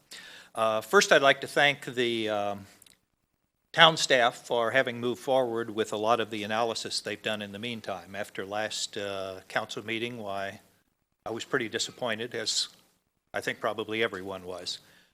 So thanks for moving forward with that, and I hope the council can move forward as well this evening. At that last council meeting, I was asked a question by one of the council members about if there were strong objections to Broadway being narrowed by the 6 inches on each side, which the plans that are currently drawn up have it. And I gave you a top of the top of my head answer, and just came back here to confirm that yes, that generally speaking, everyone is quite satisfied with moving the street in 6 inches on each side. So there is no opposition to that. And in that sense, it doesn't feel to us that it makes a lot of makes a lot of sense to spend additional money to go back as part of this initial bidding process and redesign the street and pay this money. Now, obviously, as Mr. Morley had indicated, this has been negotiated and worked out with the design firm, but we think if that street doesn't need to be redesigned, that money could certainly be allocated better than going ahead and having it redesigned to be back to the existing width right now. Of course, it doesn't make much sense of us on Broadway to see it going out for bids in asphalt anyway, but we understand that you're probably going to do that. Based on estimates so far, I'll again emphasize that life cycle cost analysis, which we haven't seen in any of these yet, will show how superior concrete remains in our view and hopefully yours. Thank you. Thank you, sir. Are there questions? Thank you very much. I have no other cards on this, so I'm going to close the public hearing and look to council for questions of staff. Vice Mayor Spector. Madam Mayor, if I might, I have several questions, so you can stop me whenever you want. As long as it's not more than 5. I think I'm going to come in under 5. Life expectancy costs. When we, under staff's recommendation, we would have design and then bids. Would the life expectancy cost be factored in? In other words, I'm going to make stuff up. You know, it costs X dollars for asphalt for 20 years, but Y dollars for concrete for 100 years. Is that factored in? When we get the bids, that would not be factored in, but what we can do and we will do is we'll bring back that topic of life cycle costs and have another discussion on that and give you those costs. All right, and so assuming we go to some kind of motion, it would be called life cycle bid? That's your language, is that correct? When we put it out the bid, the contractors would come back with specific bids that did not include the life cycle costs, but staff could certainly include that in to give you an idea of what that would be. Yes, we could do that analysis. And then with regard to the ADA, I'm assuming that we do have to be ADA compliant at the intersections, the curbs there, but do we also have to redo the sidewalks if we are not changing the dimensions of the sidewalks? My understanding is yes. It's because we are doing a complete reconstruction. It's considered almost having a new facility. Under ADA, they would expect a compliant path of travel. All right, so that one I have what you're saying, and I have other information, so I have a conflict there. The utilities. We've heard testimony that whether or not the town is designing for utilities being X amount of feet or inches below the surface. Are you allowing for that issue? Yes, we have been in contact with utilities, and we have had a couple meetings with the utility companies, also sent out communication to them about our facility and where it's going to be, and they have gotten back with us and let us know that, the location of where their facilities are, and that currently the way our design is put together, that they will not need to do any additional relocation of their facilities. They have done some already in the past. Just this last, I think it was June, the San Jose Water Company did some work at Masal and Bachman in anticipation of this project, but everything else has been done. All right, then lastly, Madam Mayor, this is number 4. We've had testimony and also letters about not redesigning Broadway. Under the scenario that staff is recommending in the staff report, how would that issue weigh in with you? We could certainly, I'm sure the design consultant would be happy not to redesign it. And we could probably ask them to get a credit for them not redesigning that. Thank you. Other questions? Councilman Rennie. Thank you, Mayor Jensen. So one of the recommendations from staff is to go out and bid the rest of the streets. I think you were estimating probably $600,000 to $700,000 to design the rest of the streets. Does that include so they've got a design for concrete and they've got a design for asphalt, right? And so is there an extra cost to design for both of those in order to get bids for both of those? And about how much is that cost difference? Probably what we would do with the approval of council is when we put out the request for proposals, we would tell them that we'd be moving forward with one, either asphalt or concrete, so they didn't give us a cost to design for both, because that would be an additional incurred cost for the design. So if we, let me follow up with that a little bit. So then if we went with that recommendation, you couldn't actually do it until we got the bids back on the first 2 streets and made a decision. Is that correct? That's correct. Okay, so my second question is I'd like to ask the town attorney to remind us what the risk factor was for not doing the sidewalks, all of the sidewalks, or... So as mentioned by the member of the public, if you look at the design manuals and that are out, the standards for accessibility design is like 270 pages, and then you've got the ADA reference manual is 1,000 pages, and it does specifically mention that when you're doing this type of project, you absolutely do have to do those curb ramps at the end of each intersection.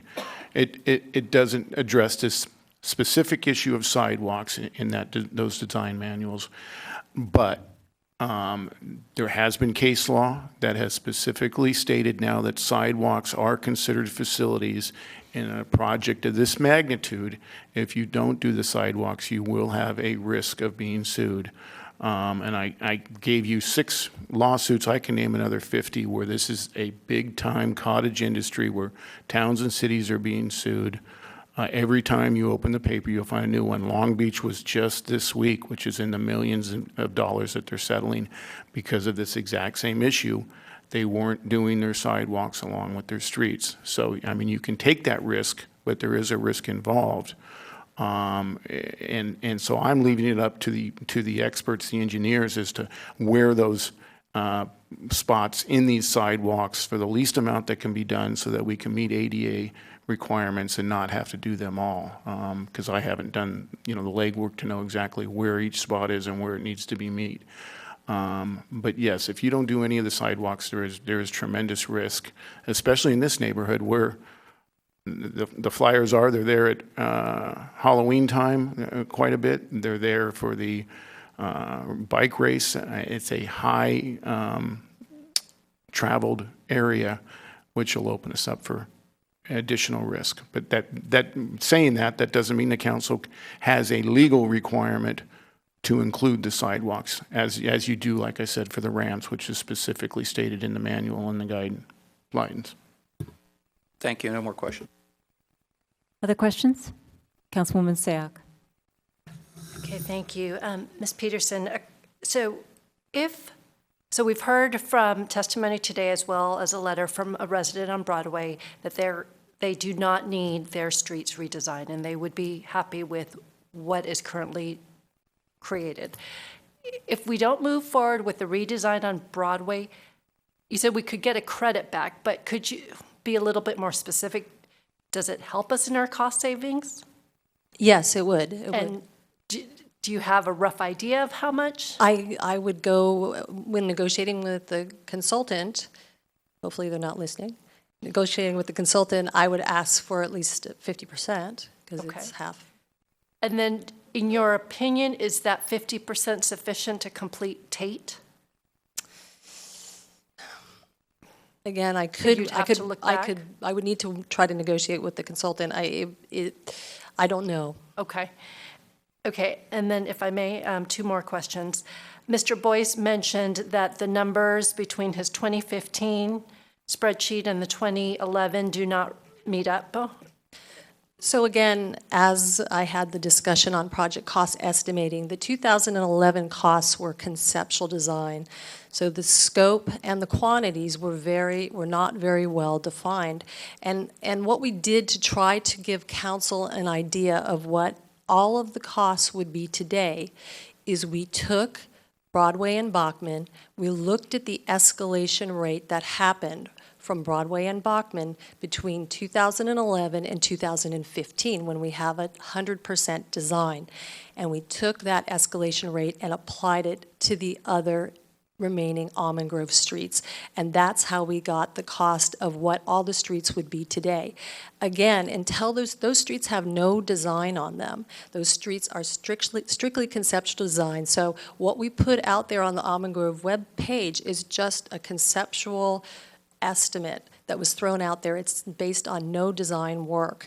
And ultimately, to get what the cost would be for those other streets, those streets would have to have a design. Okay, so I'm trying to follow you here. So let's use the 750,000 example for 3 driveways on Wilder. If we were to move forward with Broadway Bachman, we get bids, and that will help us further refine what the cost would be for Wilder, correct?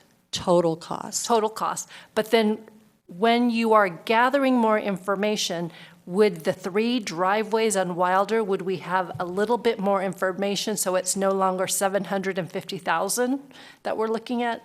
I mean, at what point do we start to see real numbers? Because 750 for 3 driveways does sound ridiculous. And the point we'll have real numbers for those streets is when we're able to put a design together. Really what we were trying to do is show council what the total costs of those streets would be. As far as those streets broken down into components, there's no design on those streets yet. Until that design happens, it's going to be difficult to give cost certainty on those types of items. Okay, so if I understand this process correctly then, should we move forward on Broadway and Bachman, it gets redesigned, that redesign then goes out for a bid, those come back, and we again will look at what you've received and make a decision based on what has come back, and those numbers will be even more accurate than what you've presented before us. Is that correct? That's correct. Okay. And then my next question, if you can then, I know I've asked this a million times, but again, one more time, the reason why you cannot separate sidewalks and curb and gutters from streets is because of the elevation pitch. I hope I'm saying the right words. That's correct. And can you explain again to me why this is so different from all the other streets in town? Well, this street, again, we're putting in a curb and gutter that is actually a standard curb and gutter, but also it's raised up from where that original street elevation is, and that's to prevent conflicts with utilities. And consequently, that affects how that curb and gutter is conforming, with everything else going along with it that butts up against to it. And so are the utilities in the historic district higher than any other area, and that's why we're raising? So the utilities aren't necessarily higher. They just, happen to be where they're currently located, which we have done the location and gotten the information on where they are at. And, that's how, we have the knowledge base that there is going to be, there could be utility conflicts out there. Okay, now if I, one more question. The question of any further utility work to be done once we have these beautiful brand-new streets. And I know we've reached out and they're aware of where this is, but how far out do they forecast? Are we looking at 6 months? Are we looking at a year? Do you know from them how far out they can forecast and say, we will not be digging up your brand-new streets? In general, we ask them to go a minimum of 5 years out because we have typically 5-year no-cut policy when there's a new street, and that's typical for a lot of agencies out there. In particular, because these are concrete streets, we have really emphasized with them that we don't expect them to be in there anytime soon.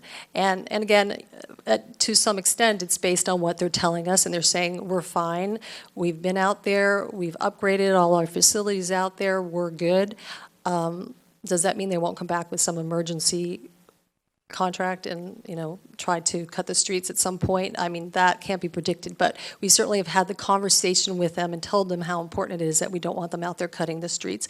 And one of the things that we certainly can do is put something in place as far as a replacement policy. If in the future somebody is coming in to cut the streets because they want to upgrade their water service, because they're adding addition, or there's an emergency to come in there from a utility standpoint, we can try to put something in place that will require, a substantial replacement. For instance, if it was concrete, to replace the entire slab section rather than just to do a cut. And that's something that we can look at implementing as well. I have a question for you before I call on others who've asked questions already. With respect to the Broadway redesign or no redesign, it's my understanding that regardless, you need a design for asphalt, correct? Because it's different than the concrete, or am I mistaken about that? That's correct. So if we were going to bid it for both, I guess I was thinking that it would just be bid for concrete. But if it was bid for both concrete and asphalt, there would have to be some redesign in order to get a plans and specifications for asphalt reconstruction. Thank you for correcting me. Okay. And that's true of Bachman as well? That's correct. In order to get the two material bids, there is always going to be a redesign for asphalt, correct? That's correct, yes. Vice Mayor Spector. Thank you, Madam Mayor. I'm going to follow up on what Ms. Sayak was discussing with you because it didn't quite make sense to me yet. And that has to goes to the issue of why we need to change the curbs and gutters. There's concrete now. There's utilities under the concrete now. If we were to, for example, repave with concrete, why do we need to change the curbs and gutters? And why would utilities be the driving factor? So there is, out there currently, the concrete is anywhere from 4.5 inches to 7 inches. So we're having a new structural section that's going out. That new structural section is thicker, and it's going to go further down into the existing dirt, so to speak. So consequently, when it does that, you're going to be that much closer to the utilities, or perhaps even have the utilities in the section. Utility companies have specifics on how far away from the surface of the pavement that they want the utilities to be, because of, it's not just a matter of the utilities being within the structural section itself, or in that section of, let's say, pavement and base that's getting put out there. It also has to do with having a certain distance away from those utilities, because when you get out there and you start constructing, they have concerns about those utilities, breaking or being impacted, and that's, so that's an additional concern. So if I understand you correctly, right now the maximum depth we have of the concrete is 7 inches, and so if we repaved with 7 inches of concrete, we would be okay? Or are the utilities now too close to the concrete? And if so, did the utility company put those in? So the utilities have put those in, yes. So they have put those in. And we have, the location that they were put in, they've been put in different locations over different periods of time. And that's one of the reasons they have you go out and do utility locates when you actually go and do any construction, because you can't never be sure exactly where those utilities are located. But we actually did go out there and located those utilities, so we know where they are, including our own storm drain system. So we know which utilities would be impacted if we ended up having to lower the grade. Thank you. Other questions? Councilman Rennie. Thank you, Mayor Jensen. Ms. Peterson, so from the questions, I think we're heading towards a motion to keep the Broadway design the way we have it, and potentially go ahead and redesign Bachman back to keeping the curbs where they are. So my question in my mind is, well, if we're keeping one, does it really make sense to go ahead and redesign the other? So I had a couple questions along those lines. How much does the design that exists now move the curb in? And then the second part of it is, if we go back to keeping the curbs where they are, it looks to me like you're going to have to build several whoop-de-doos around the trees, I think is the technical term for them. How do those whoop-de-doos add significant costs to it, so that actually not moving the curb is going to cost us more? The whoop-de-doos won't add significant cost. And as far as the amount that the park strips were going to be widened, it was about 6 inches on average on Bachman. It was about a foot on average on Broadway. So that's on each side or total? That was on each side, but on Broadway, on one of the sections, it was only on one side of the street. Okay, thank you. Other questions? Councilwoman Sayak. It reminded me a question about the trees. So at the last meeting, one of the two decisions we did make is to ensure that any changes to trees is in accordance with our tree ordinance. In the staff report, there was it was tree ordinance as well as staff analysis. Could you just be more specific what staff analysis you're referring to? Sure. So the staff analysis that we were referring to is that in the staff report, we had recommended keeping a number of the substantial trees, the elms, and the sycamores, because we felt those were significant, even though there were a number of those sycamore trees that were affecting the sidewalk and cracking the sidewalk. But so the staff report was actually recommending keeping additional trees past what the tree ordinance would do. Okay, thanks. Anything else? Vice Mayor Spector. Thank you, Madam Mayor. On the trees, one of the reasons, the reason that I didn't support the motion from the last meeting on the trees was because I felt as though the staff recommendation wasn't specific enough and wasn't sufficiently tied to the ordinance. And so I raised that question again, and we have a desk item on it. And my specific question was, are the trees going to be replaced under sections 2610-55 and 2610-63? And the answer was that it's going to be under the tree ordinance, including those sections. So I'm still uncomfortable. Does staff anticipate removing trees in a broader fashion than the tree ordinance allows? No. Thank you. Other questions for Ms. Peterson? Thank you very much. Thank you very much. All right, members of the council, now's the time for discussion and/or a motion. Councilman Leonardis. Thank you, Mayor Jensen. I can appreciate all the effort that has gone into this and the recommendations of the staff report. And I could sort of see it two ways. Looking at this thing, whether it's concrete or asphalt or how much it costs at this point, to me, doesn't really matter. What matters is the process. I always think of, okay, I want to get my car painted, and I'll bring it to the body shop, and I'll say, well, I only got X dollars in my pocket, so paint 20% of my car, sand down the fender, see what's underneath it, paint 20%, and let's see how much that costs.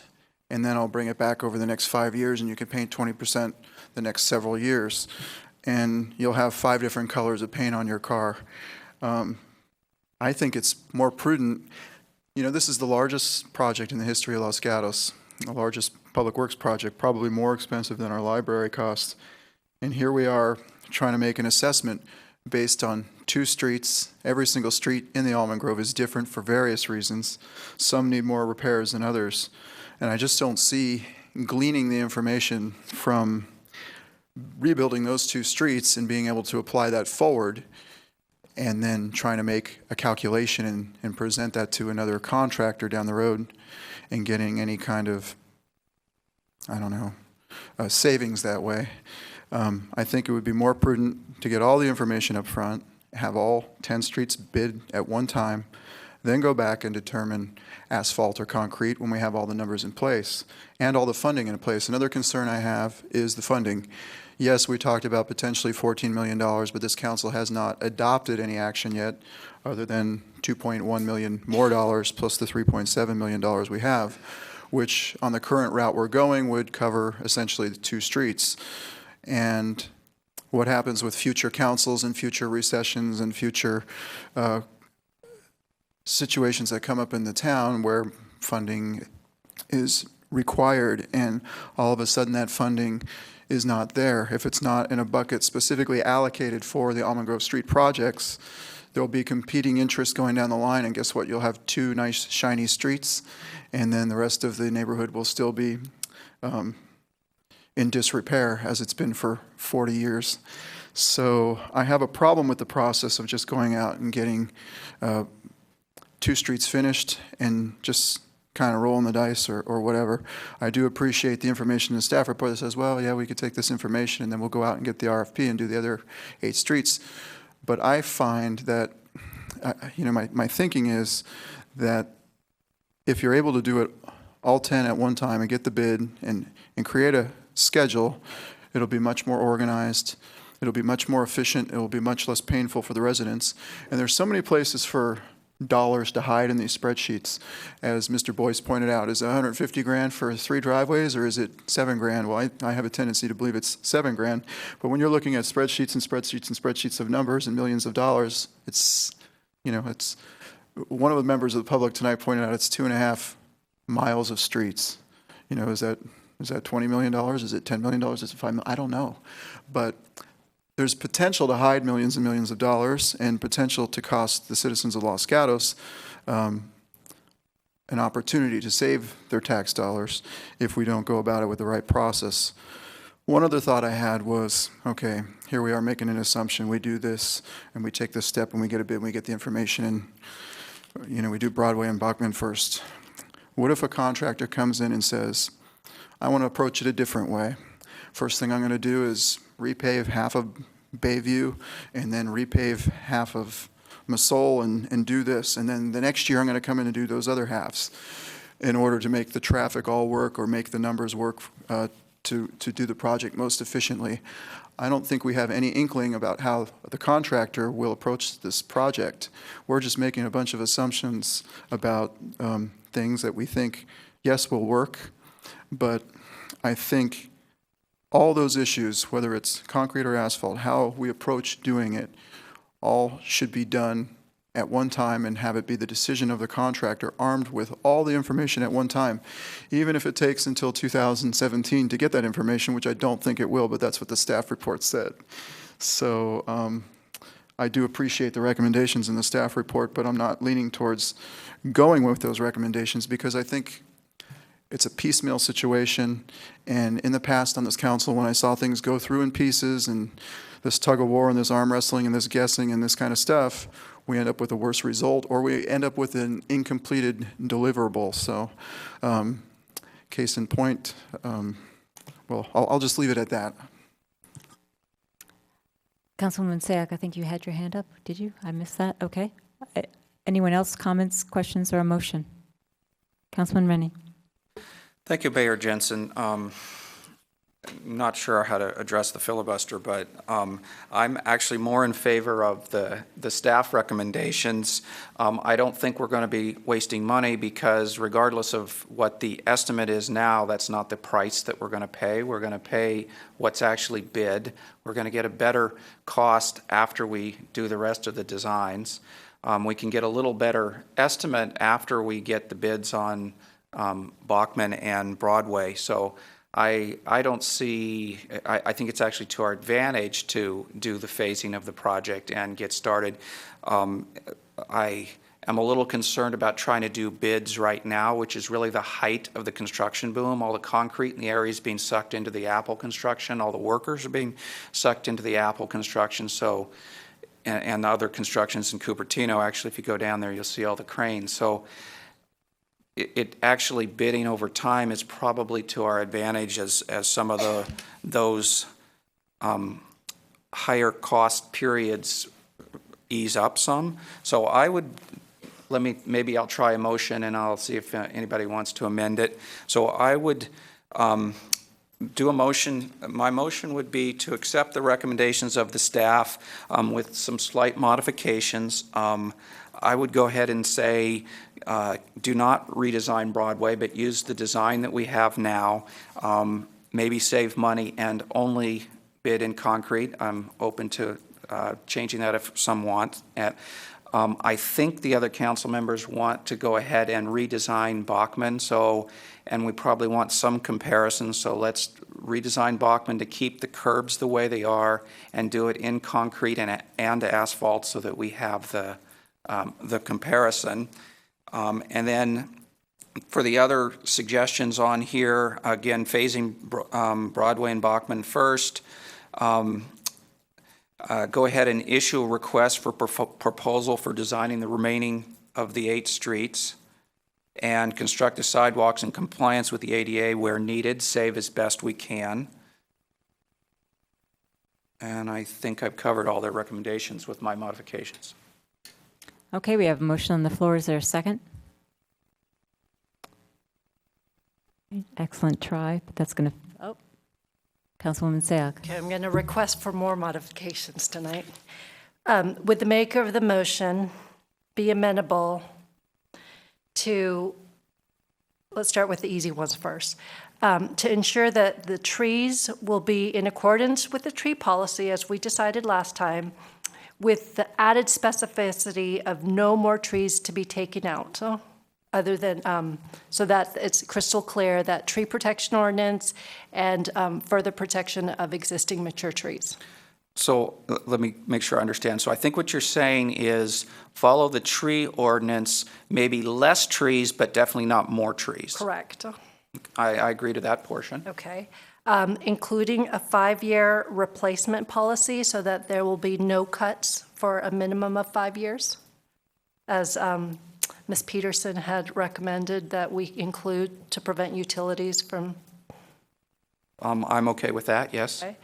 And then with regard to keeping the design for Broadway and Bachman, my understanding is Broadway has to be redesigned anyway if we are to look at both concrete and asphalt. So if that is the case, I would actually request to amend it so that we move with the staff recommendation of redesigning Broadway and Bachman to retain the curb line, as was decided last time, both asphalt, both concrete, and those are the 2 that will go out to bid. And then I would agree with the rest of your motion.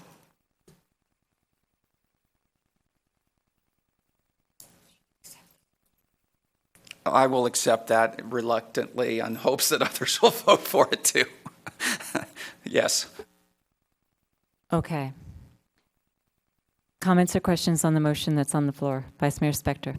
Thank you, Madam Mayor. Just for clarification, do we have a motion on the floor? Do we have a second? It's my understanding that, yes, Councilwoman Sayak, I'm assuming that you're seconding with Correct. the modifications? Correct. Okay. So Right, we then- do have a motion on the floor. Thank you. And then I would ask the maker and the seconder of the motion if they would include that when the bids come back to the council, they include, and I don't know if this is the right terminology, a life cycle cost, so that we can compare apples and apples when we're comparing concrete and asphalt. Absolutely agree to that. Yes. Thank you. Okay, I have a question for staff, so just so I understand that portion. It was my understanding from Ms. Peterson that the bids themselves will not include that, but that PBW, when we get those bids, is going to calculate a life cycle cost based on those bids. Am I Correct. right? Yes. And is that the intent of the motion? Or the suggested amendment to the motion that you're accepting? That was my intent. That's my understanding also. And seconder? Okay, thank you. Any other comments or questions or suggested amendments to the motion that's on the floor? Does anyone need it restated by staff before I call the question? Councilman Leonardis. It would be nice to hear it all again. Okay, could that possibly be repeated for us in some fashion, Ms. Pravetti or Mr. Morley? Okay, I will give it a shot with all of the friendly amendments, so please correct me if I'm wrong. The motion on the floor is to accept staff's recommendation to phase the project, including doing an RFP for the remaining 8 streets, conduct the ADA improvements where needed, and save existing sidewalks as best that we can, that we ensure that trees are handled per the existing tree ordinance, and make sure that no more trees are removed, and possibly we retain even more trees. After some discussion, we would essentially keep Broadway and Bachman with their existing curb line as currently exists in the field, and bid them both for asphalt and concrete. Include a 5-year replacement policy, so that way if there are any cuts, those get mended, and that when bids return, that staff will include an estimate of life cycle costs for both asphalt and concrete, so council has the full information. Okay, maker of the motion or friendly amendments, does that comport with your understanding? Sounds correct to me, yes. Councilman Leonardis? Thank you, Mayor Jensen. Would the maker and the seconder include language that says money has to be specifically at this point put into the bucket for the Almond Grove streets? At our last public hearing, and the information's in our pocket, there was a discussion of about $14 million, which was currently available from reallocations from other funds, yet we didn't take any action on those funds. So right now, we are voting for 2 streets with funding for about 2 streets if we do not secure that other funding. Do you understand the request, Councilman Rennie? No, I don't. Maybe staff could help me. Yeah, I'll try. If you look at attachment 3 of your staff report, that was the proposed 5-year funding plan for concrete. And that's the $14.3 million that Councilmember Leonardis is referring to. Primarily that money comes from internal service funds and other reserves. So to the extent that you would like to officially tell us to move that into a designated pot for Almond Grove, we can do that. To the extent that you don't, because it's not general fund ongoing revenues, it would sit in those pots of money until the time we were ready to use them. They're really not pots of money that you would use for something else.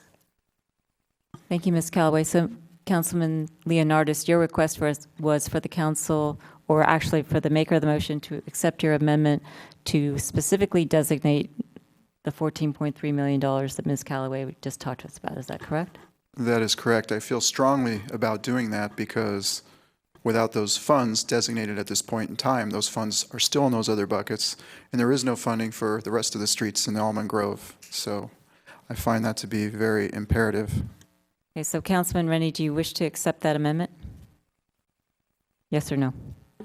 Yes, I'd like to hear what my other council members have to say, too. Well, actually, why don't we do this? Let's hold your amendment as a separate motion, because we have a complicated motion on the floor that's been taken by, accepted by a seconder at this point, and then let's independently discuss the funding. Vice Mayor Spector. Thank you, Madam Mayor. I actually agree with Mr. Leonardis, and I would like this fund of money to be included in the pending motion. The reason for that is if this pending motion passes and then the $14.3 million is not set aside, I would not feel comfortable voting for this motion. Thank you. Councilman Rennie, what do you want to do? Let's include it. I'm okay with that. Councilwoman Sayak. May I ask a question before You may. seconding? I need help from staff on the process. If we were to designate this 14 million, what happens? Is this officially tied to that? And the reason why I'm hesitating is today is a good example. We learned of the backstop and there's a potential safety hazard. Are there opportunities over the next 5 years to make the changes necessary to actually fund townwide needs that we find are critical? Yes, so what I would suggest, if you would like to do, allocate the 14 million, you make a recommendation to establish a separate reserve for Almond Grove. We'll allocate the money outlined in attachment 3 to that reserve. And then as we get more refined costs, we would update this 5-year plan, and you could choose which money you would want to take out of the reserve and reallocate to other capital projects or put back from where we took it from. Okay, and this would be this would basically be another account we look at on a yearly basis as we look at all capital improvement? Yes. Okay, then I'm comfortable and will second the motion. Okay, the questions or comments on the motion? Okay, I have both a question and a comment. Ms. Callaway, with respect to what you were just talking about, that 14 million, does it include the reallocation of $900,000 from the rest of the streets of Los Gatos to the Almond Grove? And does it include the failure to repair the parks and put it to the Almond Grove? So all of those things that we have on that table we were looking at earlier, if this motion were approved, a vote for that motion means we're taking that money and we're putting it to the Almond Grove, correct? It includes, yes, it includes 900,000 from the street repair. It does not include the 325 for Bachman Park that Mr. Leonardis was talking about earlier. That was in the list of projects that are moving forward. It's always up to council's discretion. If you wish to tell us tonight to move that down onto the projects on hold and reallocate to Almond Grove, we could do that. So in addendum B, attachment 7, the $2.13 million in the bottom section is what would be included in the $14 million and set aside in a reserve from Almond Grove. So I just want to make sure. Yes. If a vote in favor of this motion to allocate that $14 million is taking $900,000 from street repair throughout the town and allocate it to Almond Grove, it's taking $50,000 for downtown parking signs and putting it to Almond Grove.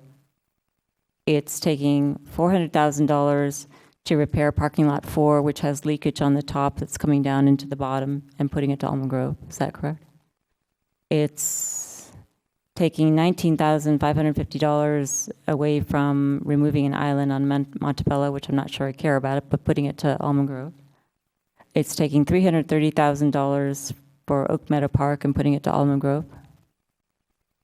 It's taking $28,150 from Worcester Park improvements and putting it to Almond Grove.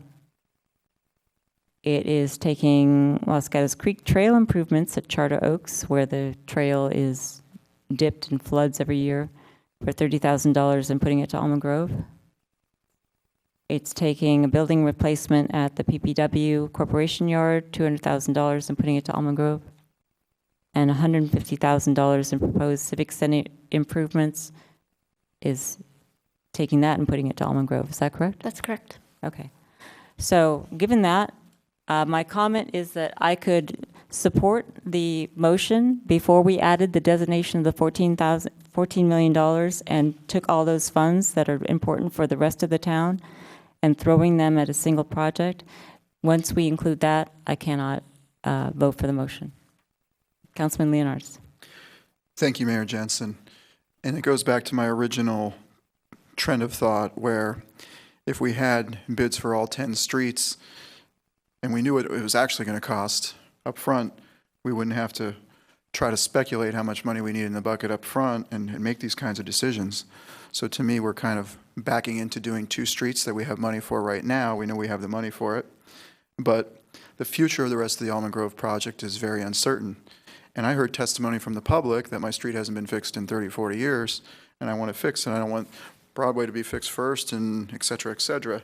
So what I'm trying to do is come up with a solution where you have a funding pot of money that guarantees that all the streets will get done eventually, as opposed to just doing 2 streets and having all that uncertainty out there. And I totally appreciate your comments because it is, at this point in time, taking away from other priorities that are Mr. Morley has designated as less urgent in our community, but everything is urgent, you know, when you have $18 million worth of stuff you need fixed. So going back to my filibuster comments, I think it's important to approach the project where you know the cost of it up front, have the whole thing bid, and then you decide where the funding's going to come from. But it doesn't sound like the motion was that way. Other comments or questions on the motion? Councilwoman Sayak. Okay, I realize I seconded this, and I want to make sure I understand what's happening. Now, I'm looking at attachment 7, street repair 2014-15, half a project, $900,000. When we did the budget review, we talked about there are streets in town that are at a certain index that if we repaired them, it would preserve them so that we would have to spend them less. This $900,000, would that then take away from that opportunity? So The answer is yes. okay. And then the chart above that, where we talk about former library roof improvements, where roof condition requires replacement, failure to replace a roof can lead to increased infrastructure damage, $90,000. Would that also be taken away? Or are these moving forward regardless of this motion? Those projects on the top list would continue to move forward unless the council directs otherwise.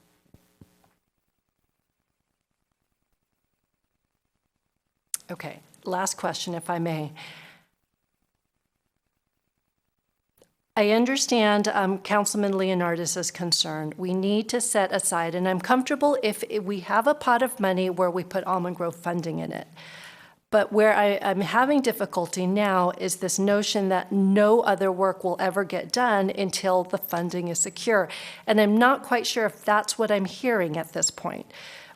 We know that there are items that are urgent and sensitive that we need to take, that need to happen. Are those going to happen this year, regardless of this motion?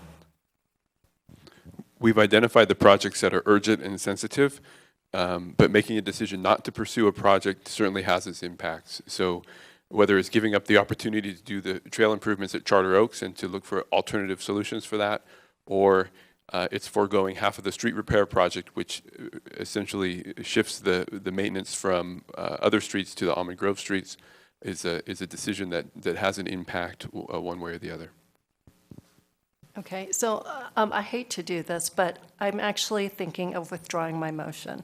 Now, I completely support the concept of setting aside this $14 million, but if we have actually $2 million of identified needs, I don't want to hold up capital improvement projects that have already been identified that are also necessary. Is it possible to bifurcate so that the internal services that Ms. Calloway was talking about be moved into a new created fund for Almond Grove, yet still have money to continue on with other capital improvement? Ms. Bravetti? Yes, in fact, that would be another friendly amendment that the maker of the motion could consider, that instead of the $14.3 million, that you reduce it down to a reserve of 12.2, taking out the 2.1 of projects that are on hold. So if there are concerns and the council wants to continue to deliberate on those projects on hold, but yet you still want to have the certainty of having some kind of Almond Grove reserve, you could at least set aside the 12 million now. And then I also just want to point out that there's still going to be a funding gap regardless, and that's why, you know, your motion earlier tonight to establish the ad hoc committee to look at revenue options for a dedicated source for capital improvements is really important, and becomes all the more important if the gap is what it is for Almond Grove. So you could set aside any level for the Almond Grove Reserve and get that started this evening. Okay, so then would the maker of the motion entertain a friendly amendment to create a new Almond Grove account, put the 12 million set aside into that, but still retain the 2 million for further discussion based on the capital improvements that are identified on attachment 7? So yes, I accept that amendment, and I also just want to make a comment to keep in mind that these are really just a focus on this year. So when next year comes, there will be new money that arrives as possible capital funds, as there usually does. So for example, you know, we said we will spend $900,000 less this year on street repair, but when next year comes, it'll go back to the normal amount, assuming we get the normal amount of extra money into capital funds. So just wanted to make you aware, and I agree that we could reduce it to the 12 and whatever change it was, because we actually don't need to fill the fund all the way up until we finish all the work, which is 2018 or 2019. It means we'll have additional work next year and the year after to pull funds into this, or from, you know, we've been looking at ways to increase revenues, and we placed 2 members on an ad hoc committee tonight to help do that. So I do accept your friendly amendment. Okay, then I will then second it. Councilman Leonardis. Thank you, Mayor Jensen. I mean, as we're discussing this, obviously there's a finite amount of money, and we're kind of robbing Peter to pay Paul to figure out how to pay for this project based on an assumption of a number, and without designating the money. I mean, if we say, yeah, this is an ongoing project, it's going to take 5 years, a couple of assumptions we don't know unless we go about it piecemeal, I guess, but you know, you can assume that money will be there in 2018 or 19, but when your police department or another department goes up $1 million a year in your budget, maybe that money will no longer be there, and your sales tax revenues go down, or the state throws you a curveball and says your, you know, unfunded pension liabilities have to be paid or whatever. So there may be money, there may not be money. We're kind of stretching the rubber band. I've been stretching it all night up here to try to shoehorn this thing, some kind of number into a box here. And like I said, it would be nice if we just paid a little more money for the studies up front and figured out what the number was, so we wouldn't have to go through this painful process of saying, well, I want to spend $350,000 on, or $330,000 on Oak Meadow Park, which we don't even have any kind of plan for or anything else at this point. So I don't know how to state it any other way except just making assumptions about money. I guess designating an account is a good idea, but not having the totality of the funding to do all the streets, or no guarantee of the totality of the funding to do all the streets based on an unknown number, is difficult for me to vote on anything at this point. Okay, I have a question for the maker of the motion, the seconder, with respect to the amendment that was just proposed and accepted. Is that amendment intended to restore those items that were, quote, on hold, unquote, that I just summarized, the $2,132,700 back into our capital improvement program and no longer have them be placed on hold? Is that the intent? What I heard was not take them off hold, but to have a discussion about them later on.